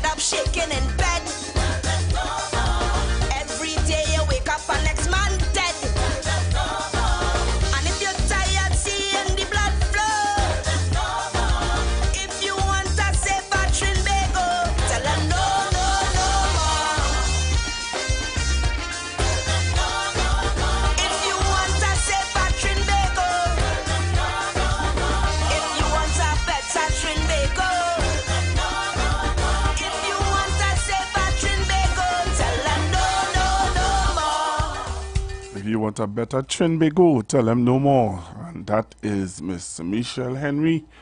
And that was her contribution in 2023. And it's still relevant to today. You know, the song, everything is still relevant to today.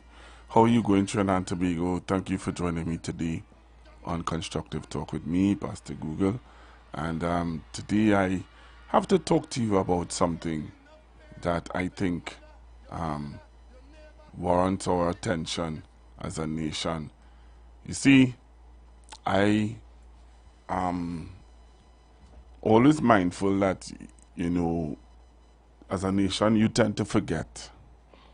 And as a nation you tend to you tend to get distracted very easily. Very, very easy. You know, yesterday evening I was having a discussion with a friend, and you know, they were saying to me that the problem with our population is that we are easily distracted. Sometimes we run after some of those rabbits or some of those decoys that are thrown into our space now. And when we get distracted, we lose focus. We lose focus. And I don't know if you all agree. Some of you may disagree. But it's, what some of us do is that we use it as a guideline to say, well, hey, we just stay in abreast with situations and issues that are confronting us as a nation. You know that? That's the excuse we use from time to time, that we staying abreast of what's happening in our nation. But for those of you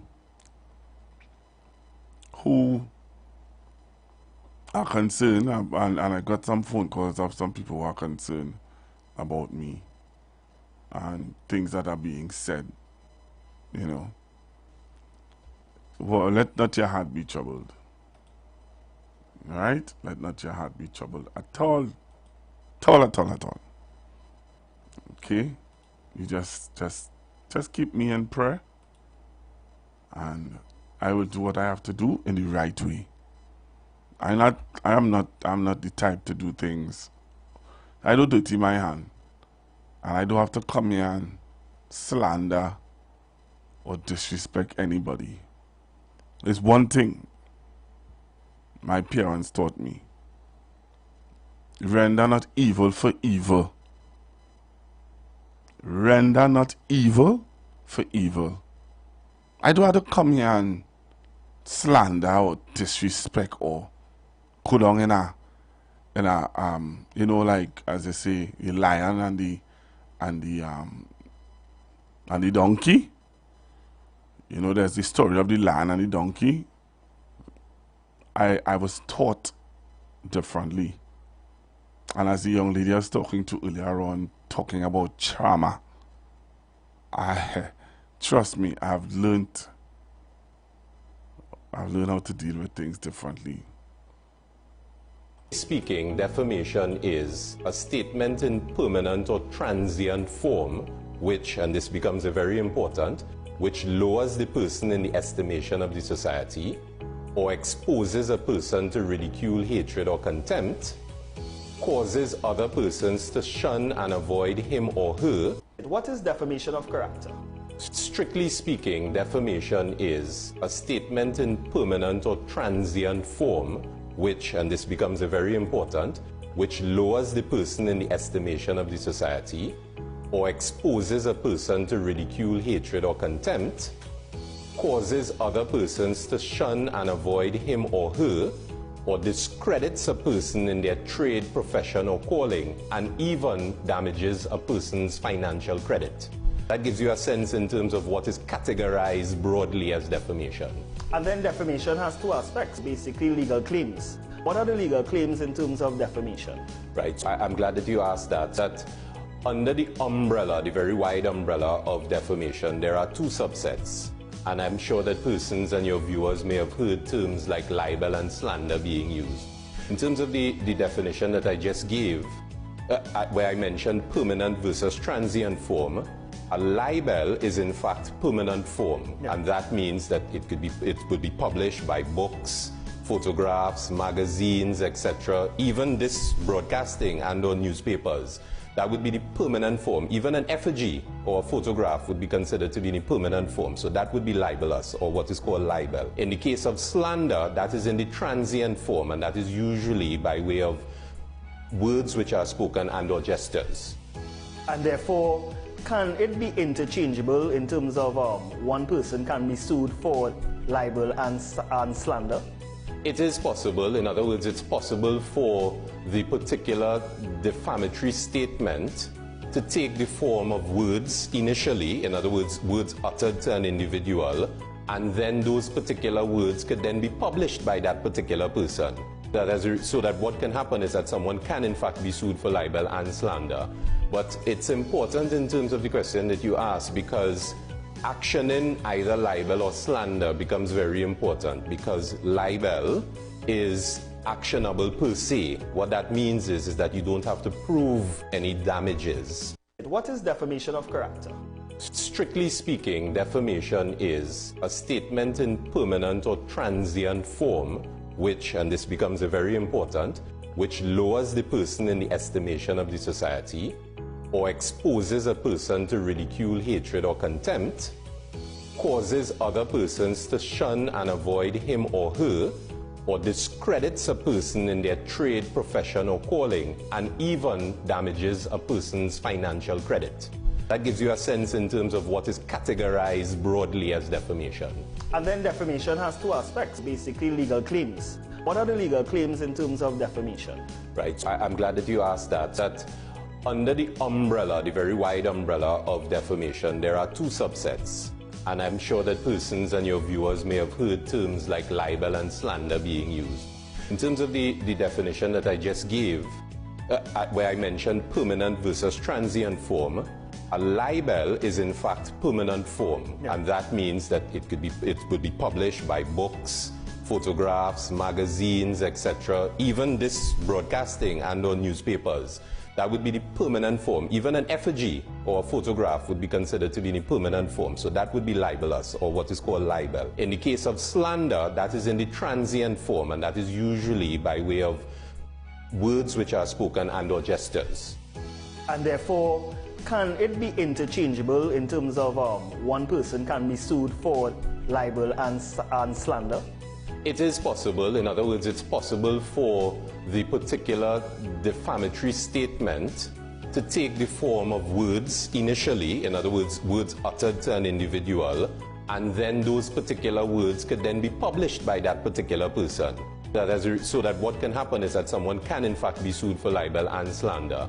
But it's important in terms of the question that you asked, because actioning either libel or slander becomes very important, because libel is actionable per se. What that means is that you don't have to prove any damages, or that you don't have to prove that you've been hurt as a result of the libel. But in the case of slander, however, that is actionable, not actionable per se, which means that you actually have to prove harm or loss. That even though someone may have said something which may be considered to be slanderous, it is very possible that you may not be able to maintain an action against someone for slander because of the fact that you're unable to prove hurt or loss. And of course, this is word spoken, yes. and it's word spoken continuously to other persons that will hurt you. Yes. Now, one will say, well, under the Constitution, I have a freedom of speech. Now, where do one draw the line in that instance? No, I think it's important. Since we're discussing defamation, I think it's very, very important that persons understand that while you have the right to free speech, that right to free speech is not an unfettered right. So that you may be free to say what you want, but there are consequences for certain things that you say. That while someone is entitled to express an opinion, and I guess when we talk a little bit more about damages and in relation to the defenses, while someone is entitled to express an opinion, nevertheless, the individual who may be alleging that they have been defamed is entitled to the protection of their own integrity and their character, so that you're not entitled essentially to dispute and or impute those particular persons their characters. That's become very, very, very important. You have a right to free speech. Yes. However, that right is not an unfettered one. Just had to play that for you guys. I had to play that for you guys. I hope you got some good information from that. Right? I really hope that you all got some good, great information from that. And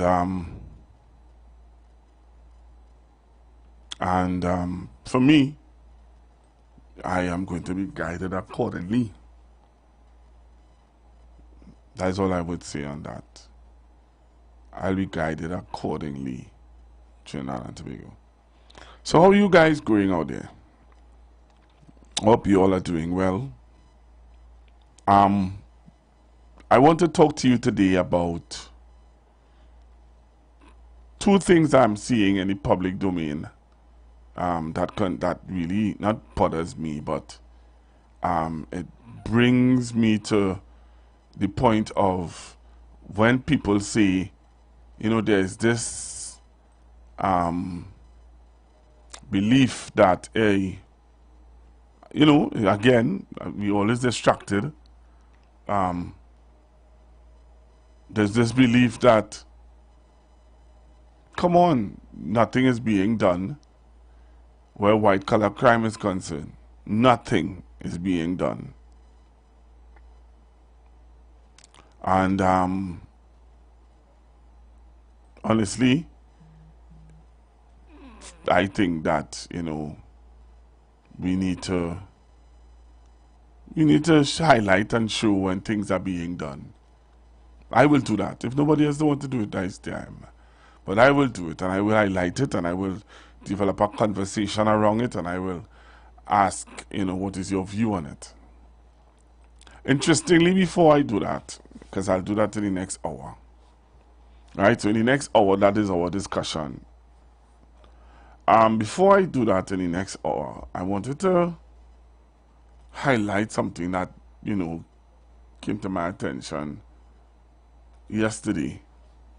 And let me say good afternoon to those people who would have spoken to me yesterday and said hi and all of that. Let me say good afternoon to Miss Hector. Mrs. Hector, I believe. Good afternoon to you, Mrs. Hector Shagonas. Hope you're having a very beautiful day today. Right? Yeah, so yesterday, I was kind of taken aback, and I want to hear your view on it until we go to the 1 o'clock hour. Do you think, what are your thoughts about the brother of the victim who got murdered, the young man who, you know, on Saturday sadly was murdered, well, found out that he was murdered, the TT rideshare young man. His brother came out and made a statement saying that he was disappointed that the Commissioner of Police, Ms. Ulla Christopher, and the Minister of National Security, Mr. Fitzgerald Hines, did not call the family. And a question was asked if you think that the commissioner and the minister should have called the family and give them their condolences and chat with them and give them some sort of hope of that the persons will be found. I don't know. What are your thoughts about that? What are your thoughts about the minister and the commissioner reaching out to the families of murdered victims and giving them the condolences and giving them some sort of assurance that things are being done to deal with the situation? What are your thoughts about that? So listen to the question again, eh?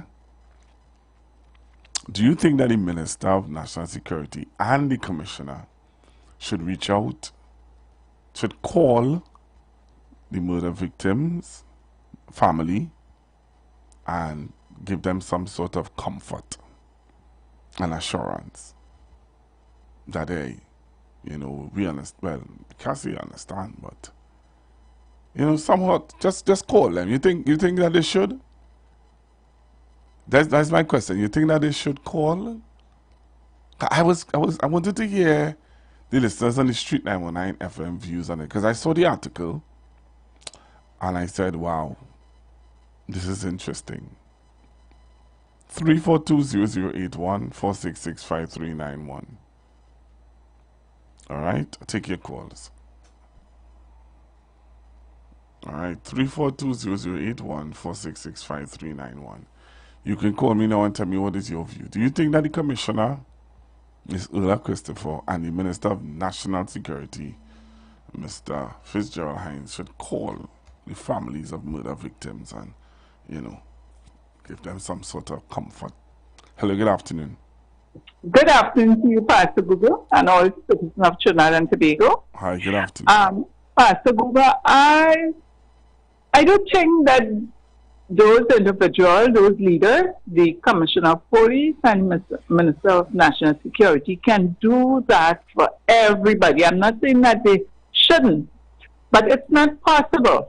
And they have spokespersons and they have people who would do those type of things when it's necessary. Sometimes it depends on who you are, right? In all organizations and all society, you tend to see that. But there are millions of people in Trinidad, million plus, 1 million plus, and they can't do that for everybody. And I could understand his emotional state, because people look forward to certain things. But in this situation, maybe somebody can reach out to him, not the Commissioner of Police nor the Minister of National Security, if he needs that comfort.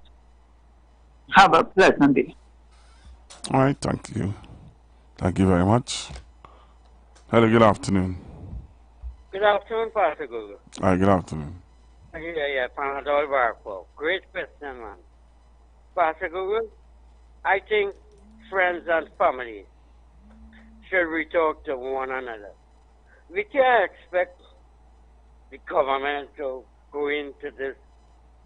They have overworked too, Pastor Google. So, Pastor Google, my suggestion is friends and family. If you belong to a church, I guess you should reach out to your brother or your sister. In some way, that's my thought, Pastor Google. All right, thank you very much. Hello, good afternoon. Hi, good afternoon, Pastor Google.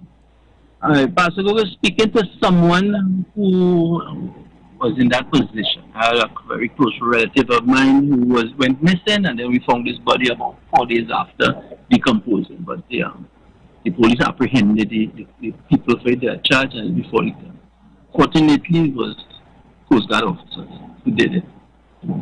I know he died about 2 years ago in January. I don't know if you know about this story, but I could talk to you about it off here if you think about it. Right, but before the ads come on us, so do you think that the well, no, based on that, I don't see a logic for that, because to tell you the truth, whether the police commissioner call me or the national security minister call me, it won't change the price of peanuts. What it might just do is just more or less like aggravate me, because you're calling me if you can't bring him back to life. Thank you very much. All right, thank you. The views expressed are not necessarily the views of the management of the Street 919 FM. You've got bills to pay, and so do we. Let's go pay some bills on the Street 919 FM.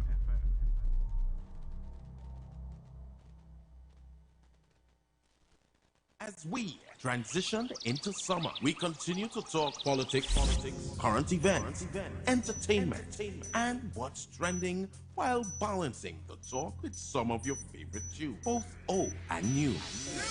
Our purpose is to keep you informed and edify you, as well as to give you food for thought on the current affairs of this nation and the world. Keep it locked to the Street 919 FM every day, all day. Our on-air numbers are 342-0081 and 466-5391. 5391. Visit us on Facebook, Instagram, and TikTok. The Street 919 FM. YouTube, IWER TV. The Street 919 FM. This is Natural Health Solution, where we offer a range of holistic services. Or HemoView, which is a deep dive into blood detection, both live and dry assessment, or BioResonance full body assessment, or full body lymphatic detoxification, or physical therapies include back, neck, and shoulder massage, sciatic nerve compression, and more.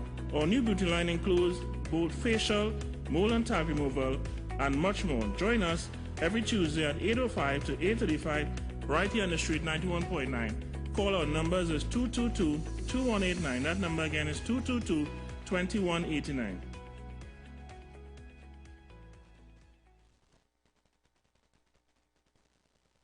Are you just tired of bad news in your communities, TV screens, and newspapers?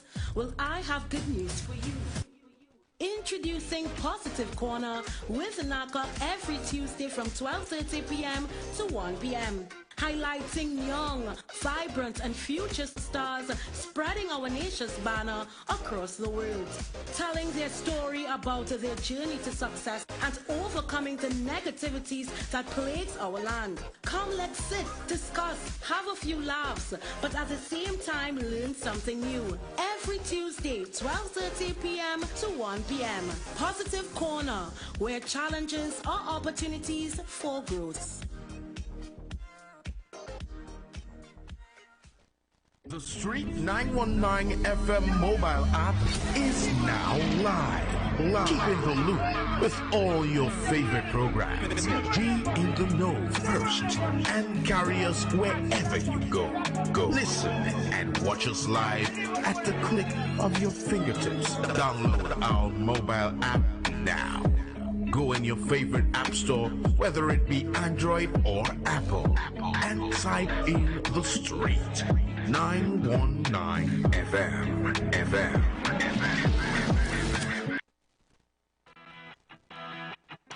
Renting a car in Tobago should be quick, affordable, and easy. Wow. Here at Onia Rentals, we make the process as simple as possible by using our easy e-sign-up. Yep, we can sign you up from just about anywhere using our tablets. See? All done. And everything goes straight into the cloud. Yeah, you're on your way. Are you coming to Tobago? Book your car rental with us and enjoy the most affordable rates in Tobago.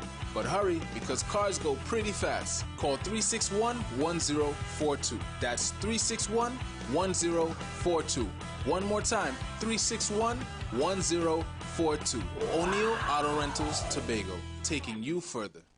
If you want greater respect from your bankers, bosses, those in authority, then words matter. If you want more productive business relationships with co-workers, customers, or clients, then join Dr. Madonna on The Street 919 FM every Monday 11 a.m. to 12 noon for Words Matter. Communication for joyful workplaces. Dr. Madonna will help you unlock the secret power of words for your financial, relationship, and physical well-being. Whether you work at home, on the road, or in an organization, join Dr. Madonna every Monday 11 a.m. to 12 noon for Words Matter. Communication for joyful workplaces. Join the winning team with Pastor Alkaline John every Tuesday at 11:05 a.m. to 12 noon and every Wednesday night from 7:05 p.m. to 8 p.m. live on the Street 919 FM as he talks about Lviv, the power of 5 fruits, one of the most powerful antioxidant supplements on the market today. The 5 superfruits in Lviv are mangosteen, acai, pomegranate, goji, and nuni. These fruits have a positive and profound impact on human health performance and disease. Join him as he gives live testimonials of the Lviv healing powers. To get more information, you can contact Pastor Alkaline John at 516-286-7079 or you can visit his webpage at www.alkalinejohn.com. Remember, every Tuesday at 11:05 a.m. and Wednesday at 7:05 p.m. live on the Street 919 FM. Yo, this is is the Big Mike, not the mass man, the health man. And joining me will be Little Mike as we discuss tips on taking you from zero health to optimum health using different protocols and techniques. Trinidad and Tobago. Join us every Wednesday from 10:05 a.m. to 10:35 a.m. on the street 91.9 FM for Health Talk with Big Mike. It's not where it is, it's here it is. Boom! Turn your lights down low and listen to the Master's Radio. You are invited to join Pastor Morris Johnson of the Church of the Firstborn Assembly Miracle Center, located at number 399 Eastern Main Road, Waiko in Sangre Grande, for the Old Time Gospel Hour Family Radio Ministry every Sunday from 10 a.m. to 1 p.m. On Mondays, 9 a.m. to 10 a.m. Trauma and Bereavement. Every Tuesday, 9 a.m. to 10 a.m. The Law and You. Wednesdays, 9 a.m. to 10 a.m. Dealing with Disabilities. And on Friday evenings from 9 p.m. to 5 a.m. All Night Prayer Live on the Street 919 FM. Designed with you in mind. This program deals with today's issues from a biblical perspective, and you will also be given the opportunity to call in and interact with us. Micah 6:8 says, He has shown you, O man, what is good, and what does the Lord require of you, but to do justly, to love, have mercy, and to walk humbly with your God. Your financial support through the First Citizens Bank would be greatly appreciated. Account number 795-222. For further information, call 753-1113 or 610-4673. Share the live. Share the live. The Street 919 FM on Facebook and Instagram. Share the live. Iowa George on Instagram. Share the live. Iowa TV and Street TV on YouTube. Share the live. The Street 919 FM. What can I say? Constructive Talk with Pastor Google, where every conversation builds bridges and sparks solutions, because together we can shape a better future. On the Street 919 FM, the official station that defends the nation. All right, so I'm back with you. And yeah, man, technical team doing an awesome job. All right. So we're going to switch gears a little bit and talk about white-collar crime in Trinidad and Tobago. White-collar crime. Let me tell you something. There are people who are not happy. Yeah? There are people who are not happy with certain things that are happening in this country. What I'm talking about, I'm going to take you to the screen. Come on the live. Join me on Street 919 FM, Facebook and YouTube page. IWER TV on YouTube, and you can also join me on Facebook on the Street 919 FM. I'm going straight into it because I want you to join me. I want you to listen. I'm not going to play the whole videos, but I want you to listen. So, Dr. Rowley, the Prime Minister and Member of Parliament for Diego Martin West, Dr. the Honorable Keith Christopher Rowley, would have piloted a bill in the Parliament.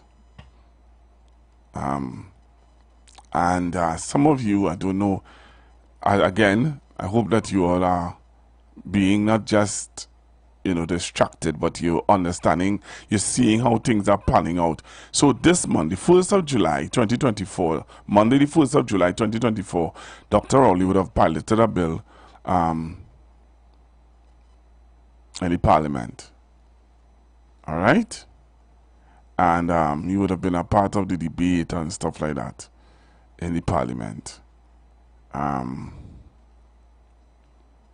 want you to listen to what he had to say. All right, I'm just giving you a little snippet, and I'm giving you some snippets of Dr. Rowley today that I want you to come on the live and listen to, look at, and think. There's a proverb that says, in all you're getting, get understanding. All right? The proverb goes on to say, I want to see if I can give you what the proverb says properly. So listen what the Proverbs, I want to give you this straight up. So Proverbs chapter 4 verse 7 says, Wisdom is the principal thing. Therefore, getting wisdom is the principal thing. And with all you're getting, get understanding. I want to read that one more time. I'm reading Proverbs chapter 4 verse 7. Proverbs chapter 4 verse 7 says, wisdom is the principal thing.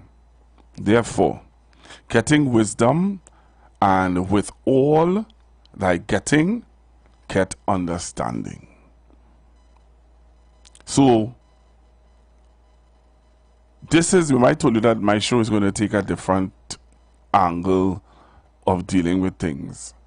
And my different angle right now is to get you to understand certain things. Right? For you to have wisdom and for you to understand certain things. So on Monday the 1st of July 2024, a bill was piloted in the House of Representatives. I want you to listen to this. Come on the live. Alright? Come on Facebook. Come on YouTube. It means good afternoon to all the people joining me on YouTube. I don't know where my Facebook people are at, but Facebook people are looking for you guys. Jump on the live and take a listen to this. Wonders never cease.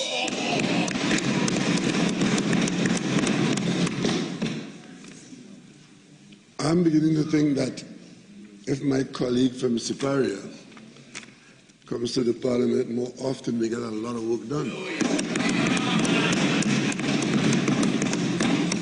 Because, Madam Speaker, this bill has a history in this House, as the member for Siparia pointed out. We've been grappling with this bill on many occasions. And while the leader of the opposition made a big point in saying, why are we coming with it again and again? It is because, Madam Speaker, we genuinely believe that this bill will assist the police to at least put a bit of pressure on those who have chosen crime as a way of life in this country. The police are the ones who ask the government, the parliamentarians, to put this measure in place, to deal not with every citizen, but with a small number of people who are literally terrorizing the population.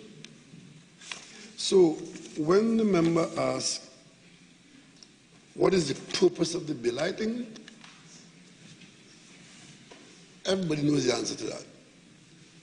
The purpose is to prevent people from using the goodwill of the population to terrorize the population. Exactly.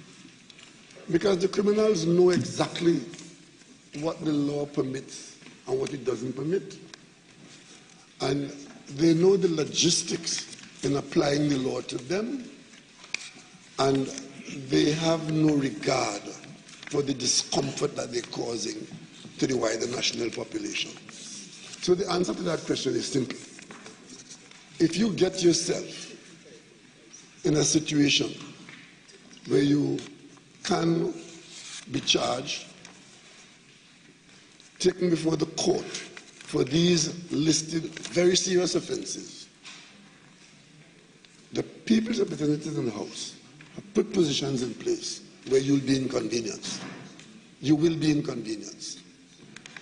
And Madam Speaker, to say that because the law has not put an end to criminality or an end to the growing incidence of violent crime, that the law is going to be useless, is not a reasonable argument. Because there are a number of laws on the books that are not applied every day. Because the instances of the crime or whatever doesn't happen every day. Because if you're saying that laws can only go or should only go on the books if the breaches take place every day. But then the ones where it hasn't happened for the last 10 years or the last 2 weeks, she come off the books. So that doesn't really change the price of anything. The offenses are occurring very frequently, Madam Speaker.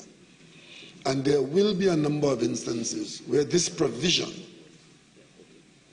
will be found to be suitable on a case-by-case basis.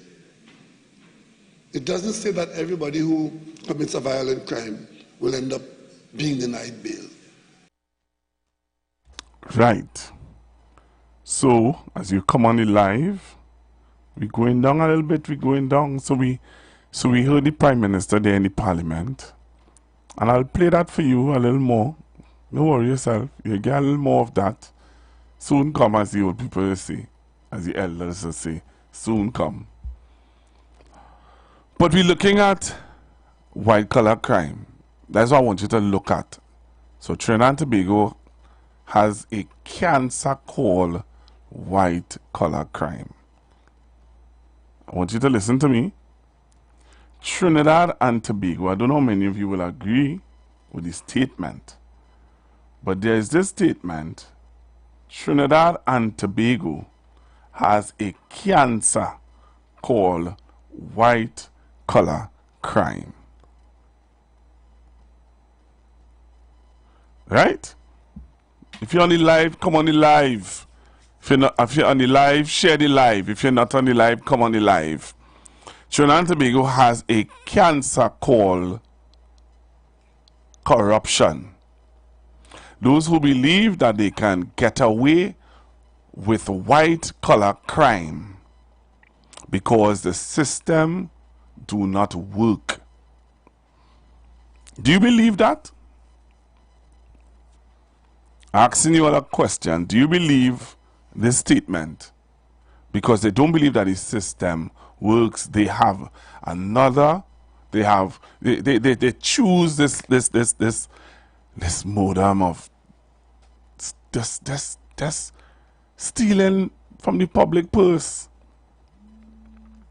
So on November the 3rd, 2018, the Prime Minister of Trinidad and Tobago, Dr. Keith Rowley, made that statement.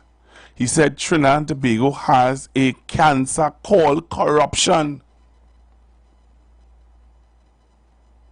He said those who believe that they can get away with white-collar crime. Dr. Rowley said that on November the 3rd,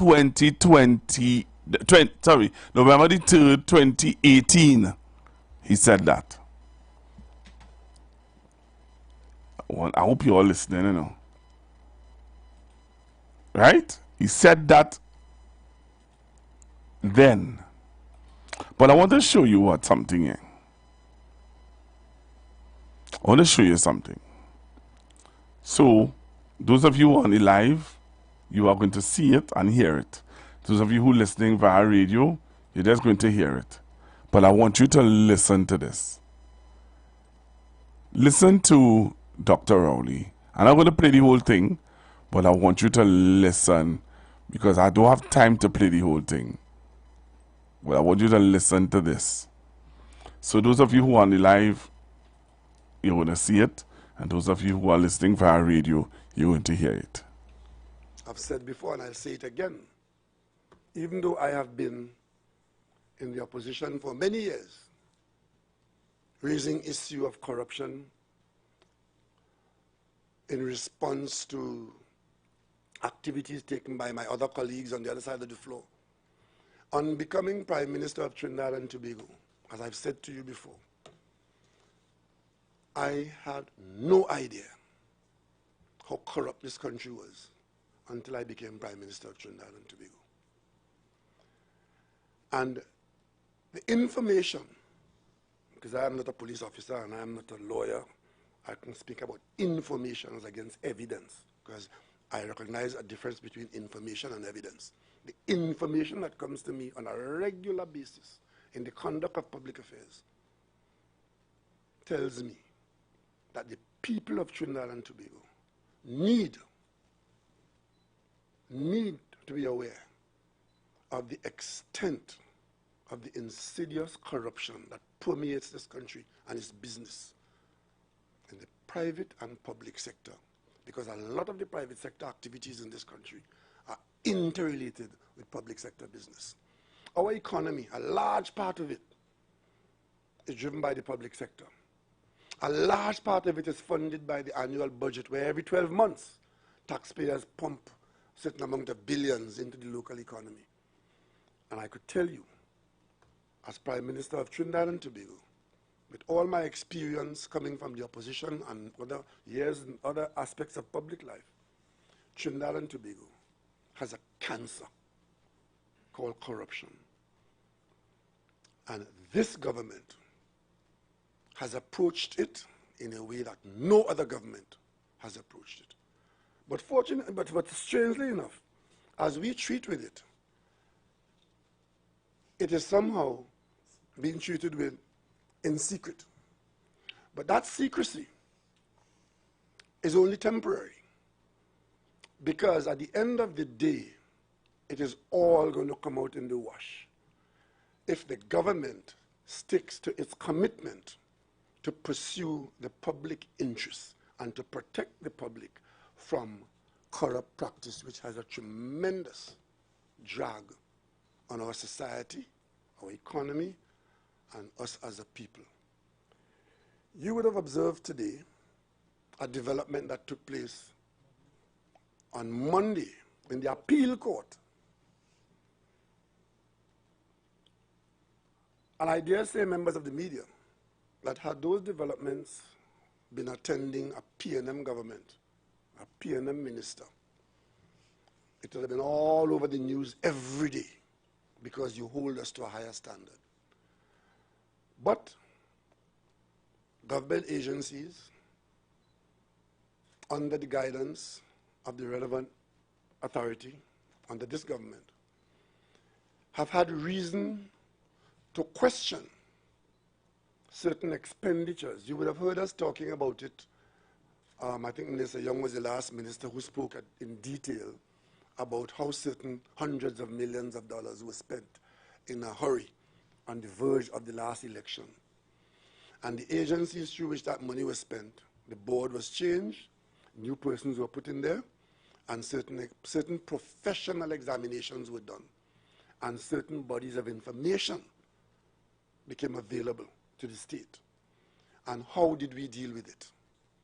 The state took the matter to the court for legal recourse.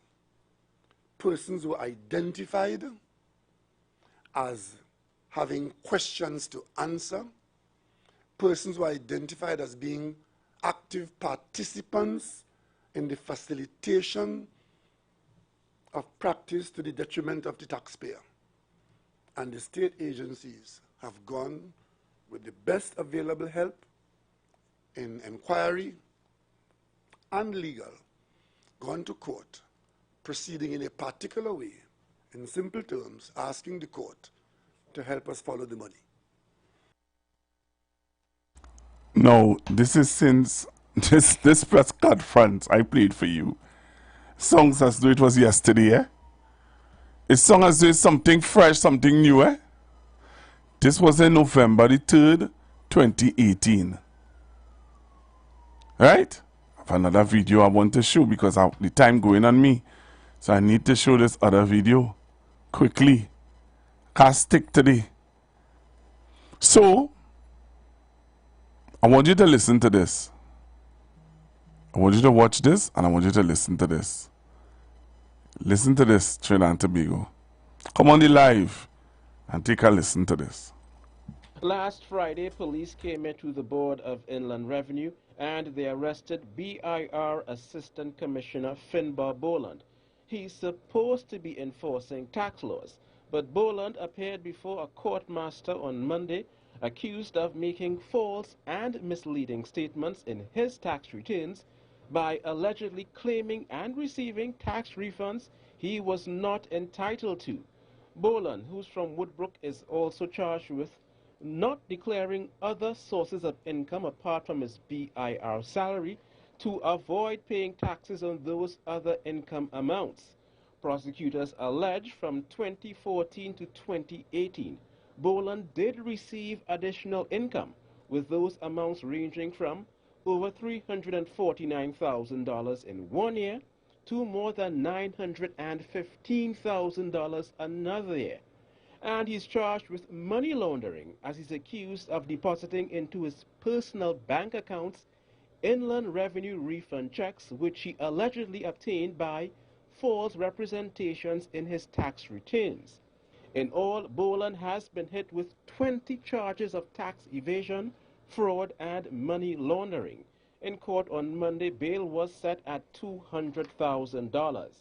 Anselm Gibbs, TV6 News.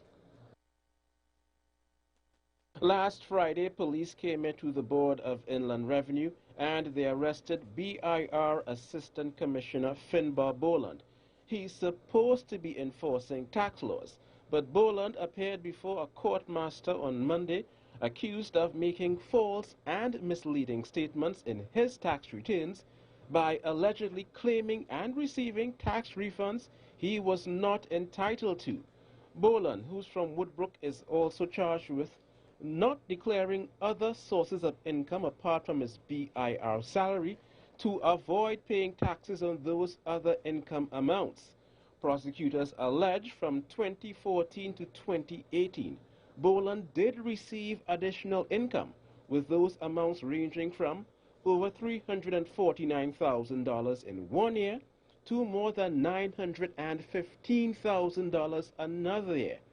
And he's charged with money laundering as he's accused of depositing into his personal bank accounts Inland Revenue refund checks which he allegedly obtained by false representations in his tax returns. In all, Boland has been hit with 20 charges of tax evasion, fraud, and money laundering. In court on Monday, bail was set at $200,000. Anselm Gibbs, TV6 News. Trinidad and Tobago? Anybody out there? Anybody listening? Anybody listening? Or shall play music? I shall play music. I'll play some love songs now, straight till 2 o'clock. What do you think? Huh? You think that bad? Listen to this. Come on the live and listen to this. Yeah? Come on the live and listen to this. Well, yeah. Government and the government. The government is doing nothing. And the government. Come on the live. Take a listen to this. Who it is doing these things? Foreigners? People coming into the country and doing this? Who doing these things? Who? You tell me. You tell me. Government change tomorrow. You feel that anything will change? Well, yeah. Listen to this now. You feel we sick and joke? Less than 3 years after a cabinet subcommittee found that WASA's overtime bill for a 5-year period was $468 million, another WASA overtime scheme has been unearthed. CNC3 News investigative desk has discovered an overtime and shift manipulation scheme at WASA's Tacarigua facility that has resulted in death threats. Joshua Simangal has this story. 2 WASA employees and a judge received death threats after an overtime and shift manipulation scheme at WASA's Tacarigua site was exposed. Running for over 15 years, it cost taxpayers as much as $500,000 a year. But whistleblowers say the fraud takes place at most WASA sites, costing millions of dollars. An independent report on the Tacarigua site found the whistleblowers could be trusted and called for police intervention. The report says in part that, open quote, the TRC yard site has become a focal point of security concerns due to ongoing issues related to shift manipulation, favoritism in overtime allocation, and escalating incidents of threats, intimidation, theft, and sabotage. These activities are believed to be orchestrated by individuals using gang-like tactics to exert control over the site's operations, end quote. Whistleblowers say they were outed to the perpetrators, many involved in illegal activities, by a manager. Whistleblowers were transferred. Individual workers are assigned to one of these 4 shifts, the A, B, C, D, which will then be assigned to the time shifts. What is happening with this overtime and shift manipulation scheme is that, let's say A is working 7 to 3 p.m. and someone is supposed to come from B for 3 p.m. to 11 p.m. and then the third shift is 11 p.m. to 7 a.m. They will coordinate to have B stay home. So this will allow A to then work this shift overtime. One of the whistleblowers said, I grew up on the road. I don't have no snitching me. Them fellas forced me to tell. I was just studying my pay. It started to affect my money. Imagine a man working in the department for less than a month. Scratch off my name because he wanted to work overtime. This overtime sometimes is one man working and it's 3 men claiming overtime. When one man come to work, he holding it down because the other men not around. Sometimes men not around for 2-3 days. And then the leader went around and tell people that I was to get nothing because we didn't want to play the game with him. CNC3 News viewed copies of letters and emails sent to WASA managers. On April 24th, a whistleblower wrote to his supervisor saying, The long and short of this matter is that both you and were always aware of the issues plaguing this department. But instead of doing what is right to clean up house and rectify these issues, you both took the approach to sweep the issues under the rug. On June 13th, another whistleblower wrote to WASA's Human Resource Department, accusing the organization of attempting to turn him into a villain. He wrote, While overtime continues to flow, none of the concerns raised have been addressed to date. Our safety is compromised as the officers continue to imply to the operators that we are responsible for the current situation as it relates to the audit, among other things. So we have arrived at the most important point of this missive. The authority has put me and my mother's life at risk. It was said my mother could get a Dana Cetahal. When contacted for comment, Minister of Public Utilities Marvin Gonzalez said the matter is currently engaging the attention of the Internal Audit Department of the authority. WASA said it has launched an investigation into the allegation. Joshua Simongal, CNC3 News. Ah, boy. Thank you very much, Mr. Mr. Simongal. I'm going to the phone lines, 342-081-466-5391. What do you think about what you've heard so far? Hello, good afternoon. My brother. Hello? Hi, good afternoon. Good afternoon. Hello, you hearing me? Loud and clear. My brother, when you really check it out, no, this thing come like the national anthem corruption in this country. You understand? And it in there alone it going on from the top to the bottom, because here you're now playing for us, a citizen of this country, honestly paying innocent tax, watching that where these money could spend better for we facilities, health, and these different things. Let me show you something. You think $100,000 for that man with the tax thing, bail, that really justified? He's supposed to be paying $10 billion or make 50 years in jail and set an example, right? Look, the corporation in Port of Spain, City Corporation, some investigation with corruption, they move the CEO and bring a next CEO. Something in Sawa Regional Corporation, you see people ain't getting locked up. People ain't getting locked up to now. We're hearing about $3 billion with the Minister of Finance. You ain't hearing nothing. So it come like we national anthem is corruption. Have a good day, boy. Good afternoon. Yeah. Yeah, in $3 billion. So the minister take it and put it in the pocket and all the carry box and care. Rubbish. But which for this man working, Pastor Google? Which man? The man with the, because he gets 900,000 and he have another one at 300,000 that he didn't declare. Right, that the collecting besides his salary. You ain't working in the income tax place? He's the Inland Revenue, he's the tax man. But he's the second man in charge. Yes. So I want to know what kind of work he doing to collect 700 and something thousand, 300 and so nearly over $1 million he collect on the side. What kind of work he doing, Pastor Google, on the side? Remember the Prime Minister said to us some time ago, a man come and tell him, yeah, we're going on if you don't want to pay so much and so much taxes. You remember that conversation with the Prime Minister a few weeks ago? So is that what this man was doing? That he collect all this money, but check where the position the man have.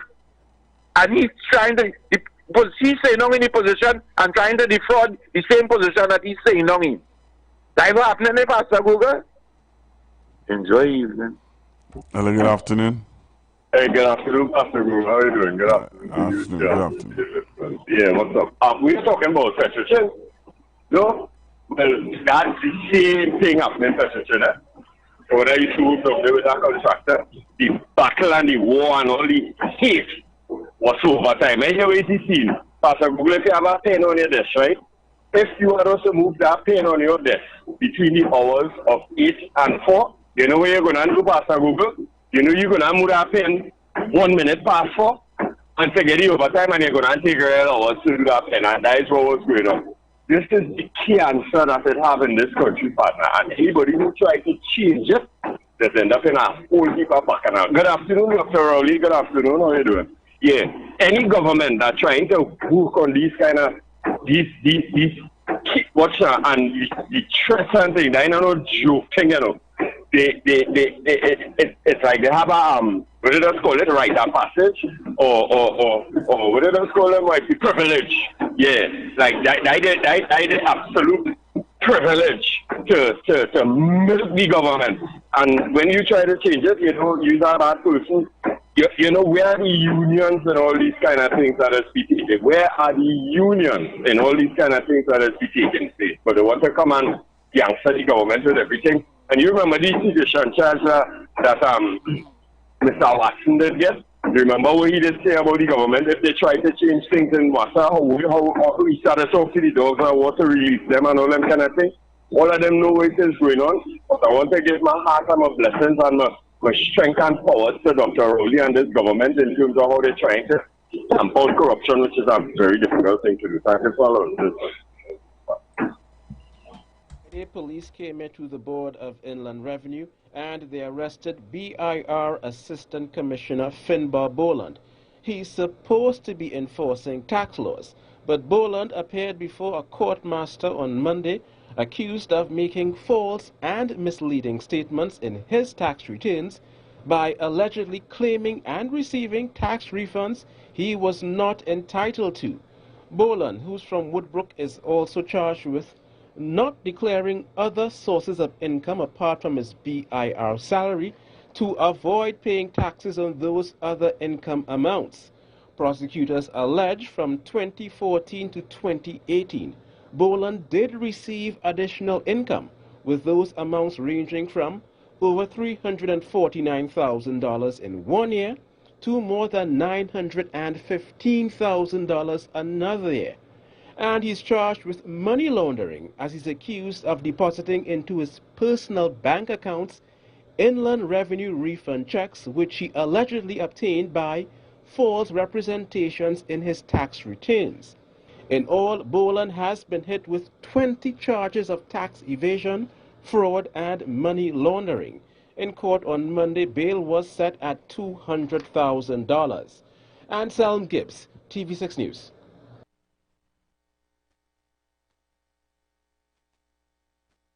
Hello, good afternoon, caller. Good afternoon, Pastor Google. Good afternoon. Pastor Google, I know it's a wrong thing, but Pastor Google, you mightn't be able to imagine the amount of families live off of being their breadwinner, being a ghost at WhatsApp.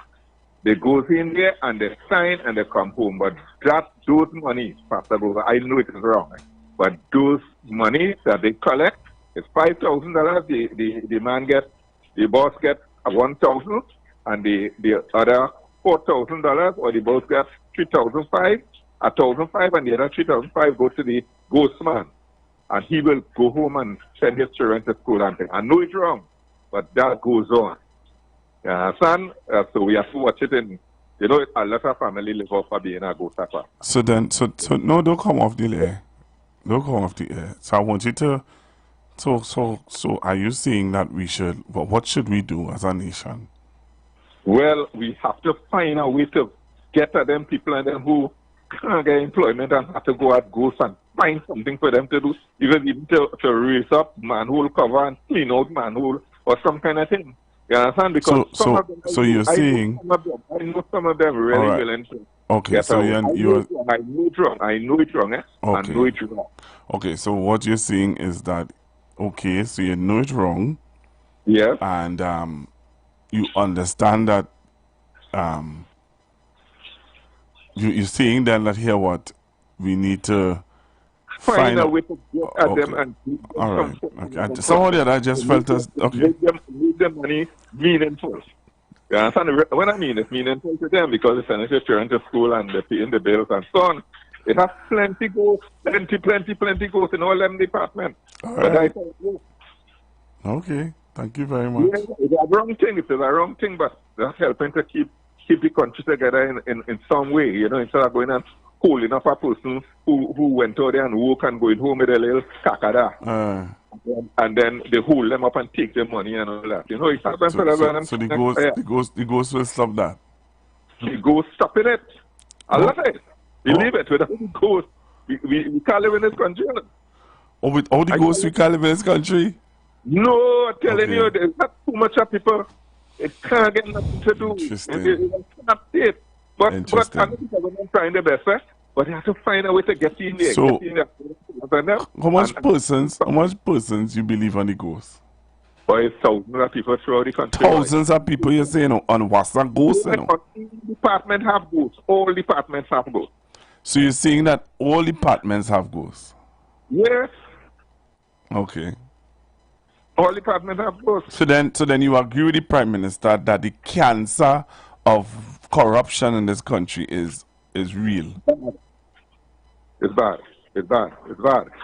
But we who is the government, we have to kind of get into them alleys and all in them. But what about, okay, so let's say, okay, so this government might want to stop it, but what about other governments that fester it? We work with the government right now because they have to find a way. They have to go down in the trenches and go down there and find out. But I'm just asking you for conversation.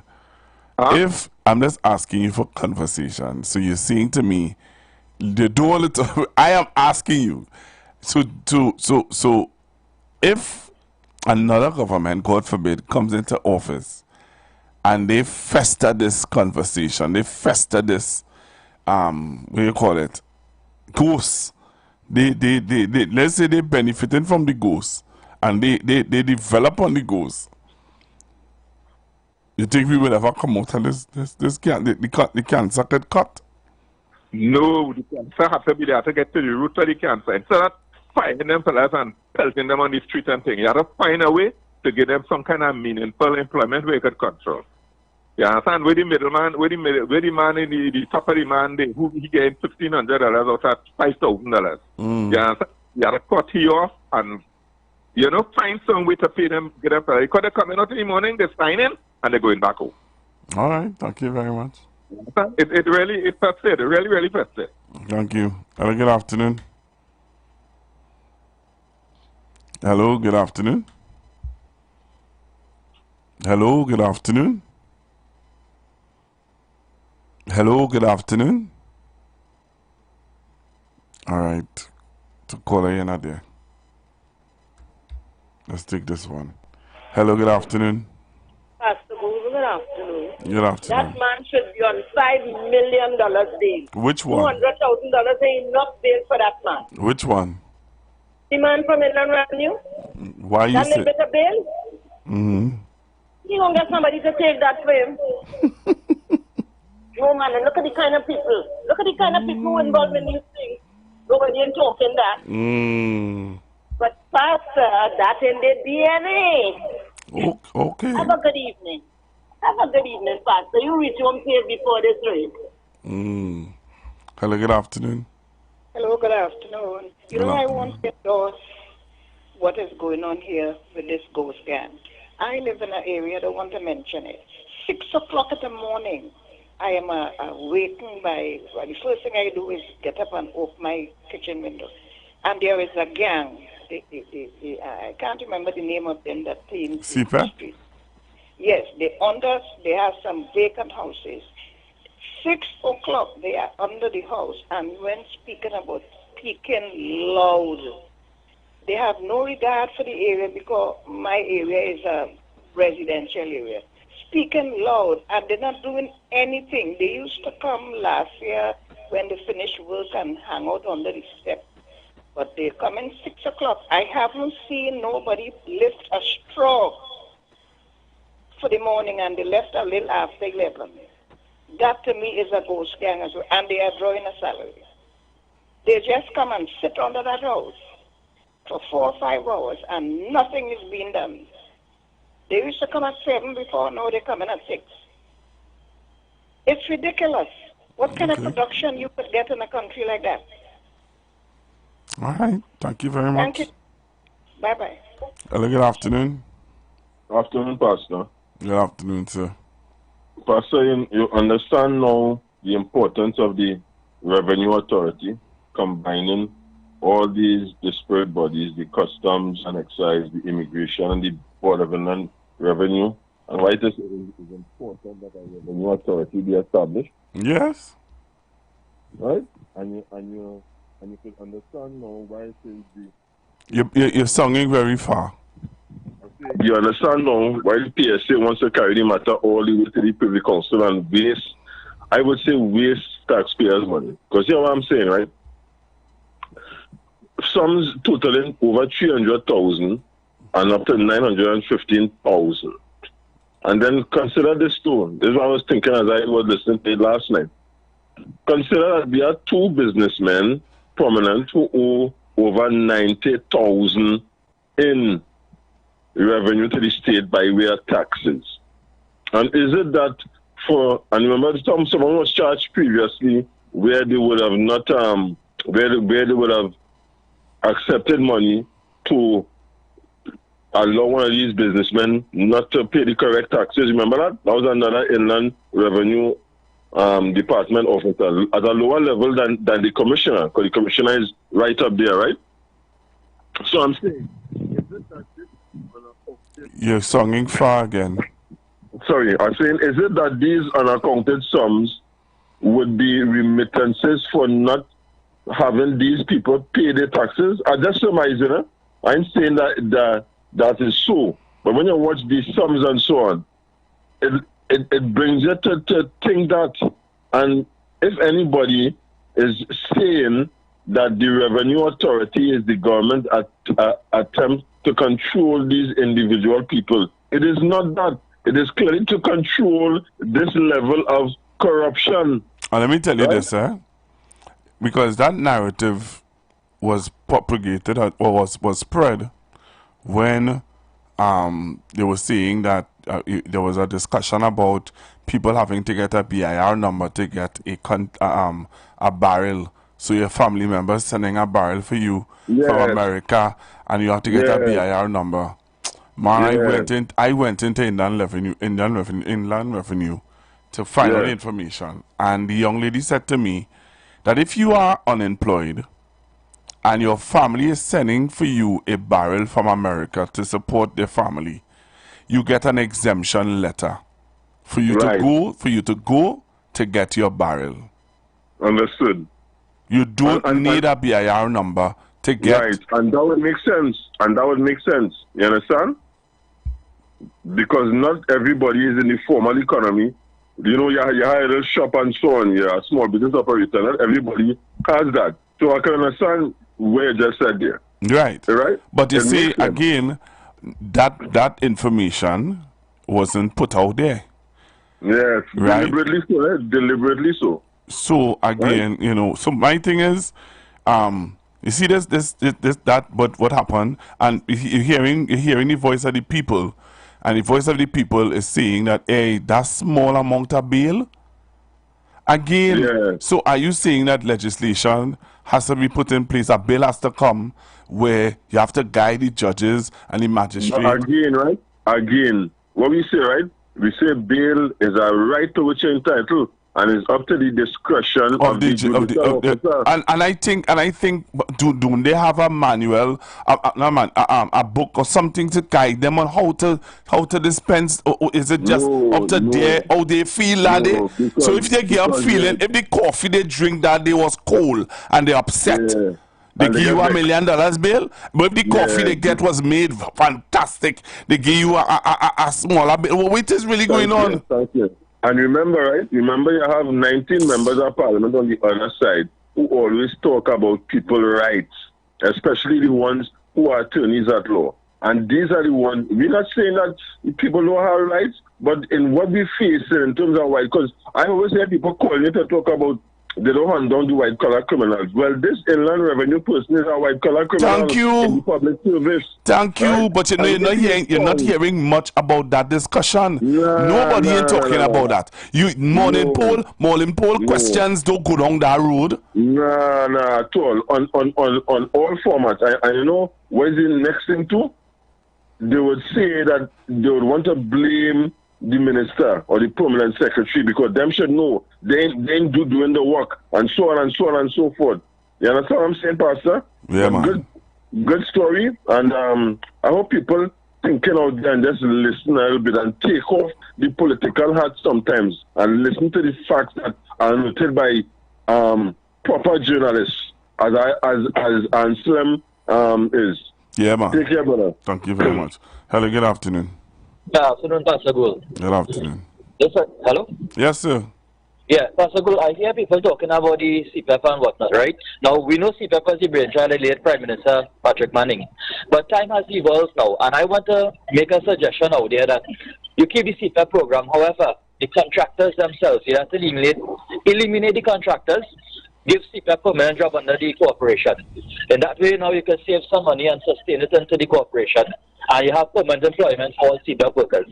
I don't see the sense where you have contractors just doing what? Managing what? When the corporation can take that same money and do the management. And you have permanent workers inside there collecting permanent pay, getting the benefits and those things. So just a suggestion, and we can see how we can save and go forward from there. Take it. I hear you. Hello, good afternoon. Hello, good afternoon, Pastor Guga. Good afternoon, sir. Yes, sir. I believe Professor make a mistake with the people, the businessmen, right? Is the movie tongue man is million, 90-something million, and Chinese Laundry is 30-something million that they owe in. And this is what his topic now with the border inland revenue now. That is the revenue office where they want to open up. And that is why the murders come like a distraction from that, Because you see, these two things just come out and then 15 murders for the weekend, The Wassa thing. You see the man condoning it by saying that mine and churn. He know it wrong. No, he didn't condone it. He didn't condone it, Kola. I know that it may have come across that way. It come across. Yeah, but that's why I would have had a conversation with him, and he would have gone as far as to say that here what the authorities, this government, that he believes could find a solution to it. He's thinking that those names that are being signed as ghost names, you need to find them and try to get them to do get them properly employed. He did come up with try to find a solution, and he is saying that this government, because I would have tried to prompt him to ask him if this government, God forbid, is not in office, do you think that another government would promote this and he said, hey, he didn't want to even entertain that thought. He believed that this government should find a solution to solving that issue. But this is a whistleblower bring out that information. Yeah. So it's cramping the whistleblower work now. You understand? You have to come down tough. You have children to mind. It's wrong. You understand? And this is where we is always thing. Look, the man get 200,000 bail. Look at the kind well, as I said, as the caller said just now too, and as I said a while ago, I have a realist. I think they need to have a manual. They need to have some kind of guideline. You can't depend on a man daily they feeling how he feeling to dispense justice. Nah, that's wrong. Let me take a caller before I leave. Yeah, let me take a next call before I leave. All right. Yeah, man. Have a good afternoon. Good afternoon. I really take this call before I leave, boy. Yeah, I know time, but time is short, so now I take the call. But anyhow, you have exposed it here now, Pastor Google, because why we must play games. I am here for the last 20 minutes. I lock on you, Pastor Google, right? I am here, blame the 19 MPs, blame the court, blame the judge, blame the police. So who to blame? Blame the fire service, blame the Coast Guard, blame the Air Guard, blame the custom officer, and nothing about blaming Dr. Rowley government. Just now, Kingsley. You listen. How long you listening to this program now? About the last 20 minutes. Nah, you're wrong. Well, then you're wrong. You're coming. No, you're wrong because you don't know what it is I'm talking about. Wait. You don't know what I'm talking about. If you just give me that 20 minutes. Speaking about the man who and Dr. Rowley is to be blamed for that? Huh? Dr. Rowley is to be blamed for that? No, I'm saying. Let me ask you. Everybody. Yeah, no, don't split on me. Don't split on me, partner. Don't do that. To do what? Kingsley, listen to me. I know you have to get a little dust. But try to get a little dust just for leader. No, listen to me, Kingsley. If I running a racket in 919. No, but let me say this. Let me ask you a question. If I am running a racket at 919, you going to blame IWER George for it? Pastor Google, you know who said that I get my dust. I want to say this. Right now, me and Gary in the same mood. Gary been sending a letter. I've been calling and I've been texting. So me and Gary in the same mood. But this is about country. You know what I mean? This is this thing bigger than Samla Pusad Bitasa. Right? But it's bigger than Dr. Rowley. Huh? It's bigger than Dr. Rowley. Kingsley, I'm going to take our next call now. Because Pastor Google, after November the 5th, we're going to know who bigger than Rowley. All right, then. Bye-bye. Hello, good afternoon. I can see that. Pastor Google. Kingsley left with now. You brain done curry. We talking about corruption. And government come and government go. And people keep kicking down the can. Yeah. You know, caller, you're right, you know. You're right. In charge of agriculture. And when he tell them, hey, we could pump sugar to Pontlisas, we could pump molasses, the corrupted people said, no, truck, let me truck it. We had a locomotive bringing 14 carriage. 14 carriage. They come with a truck. Total. And on top of that, but with the scale man and the weight. Yes, all of those things, yeah. All right, caller. And they're talking about the corporation. Well, I live in Cova South. Oh, Lord. And you will talk about that. The corporation has come out in the morning, and the first thing they just take out of the car is a lunch chair. Get on that, please. All right, caller. Yeah. I go send a picture for you. Thank you. Early good afternoon. Afternoon, Pastor Google. And that is why corruption will continue, because this man, basically figures you showed on your screen, that I saw on the screen, it's over $2.8 million so far. Okay. By my calculation. And he has only gotten $200,000. I didn't even have, I didn't even skip the service, but I have to go.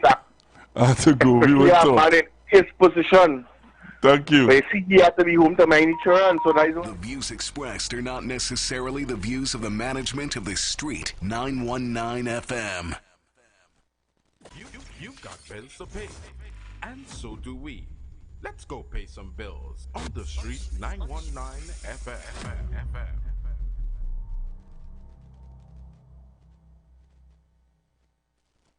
As we transition into summer, we continue to talk politics, current events, entertainment, and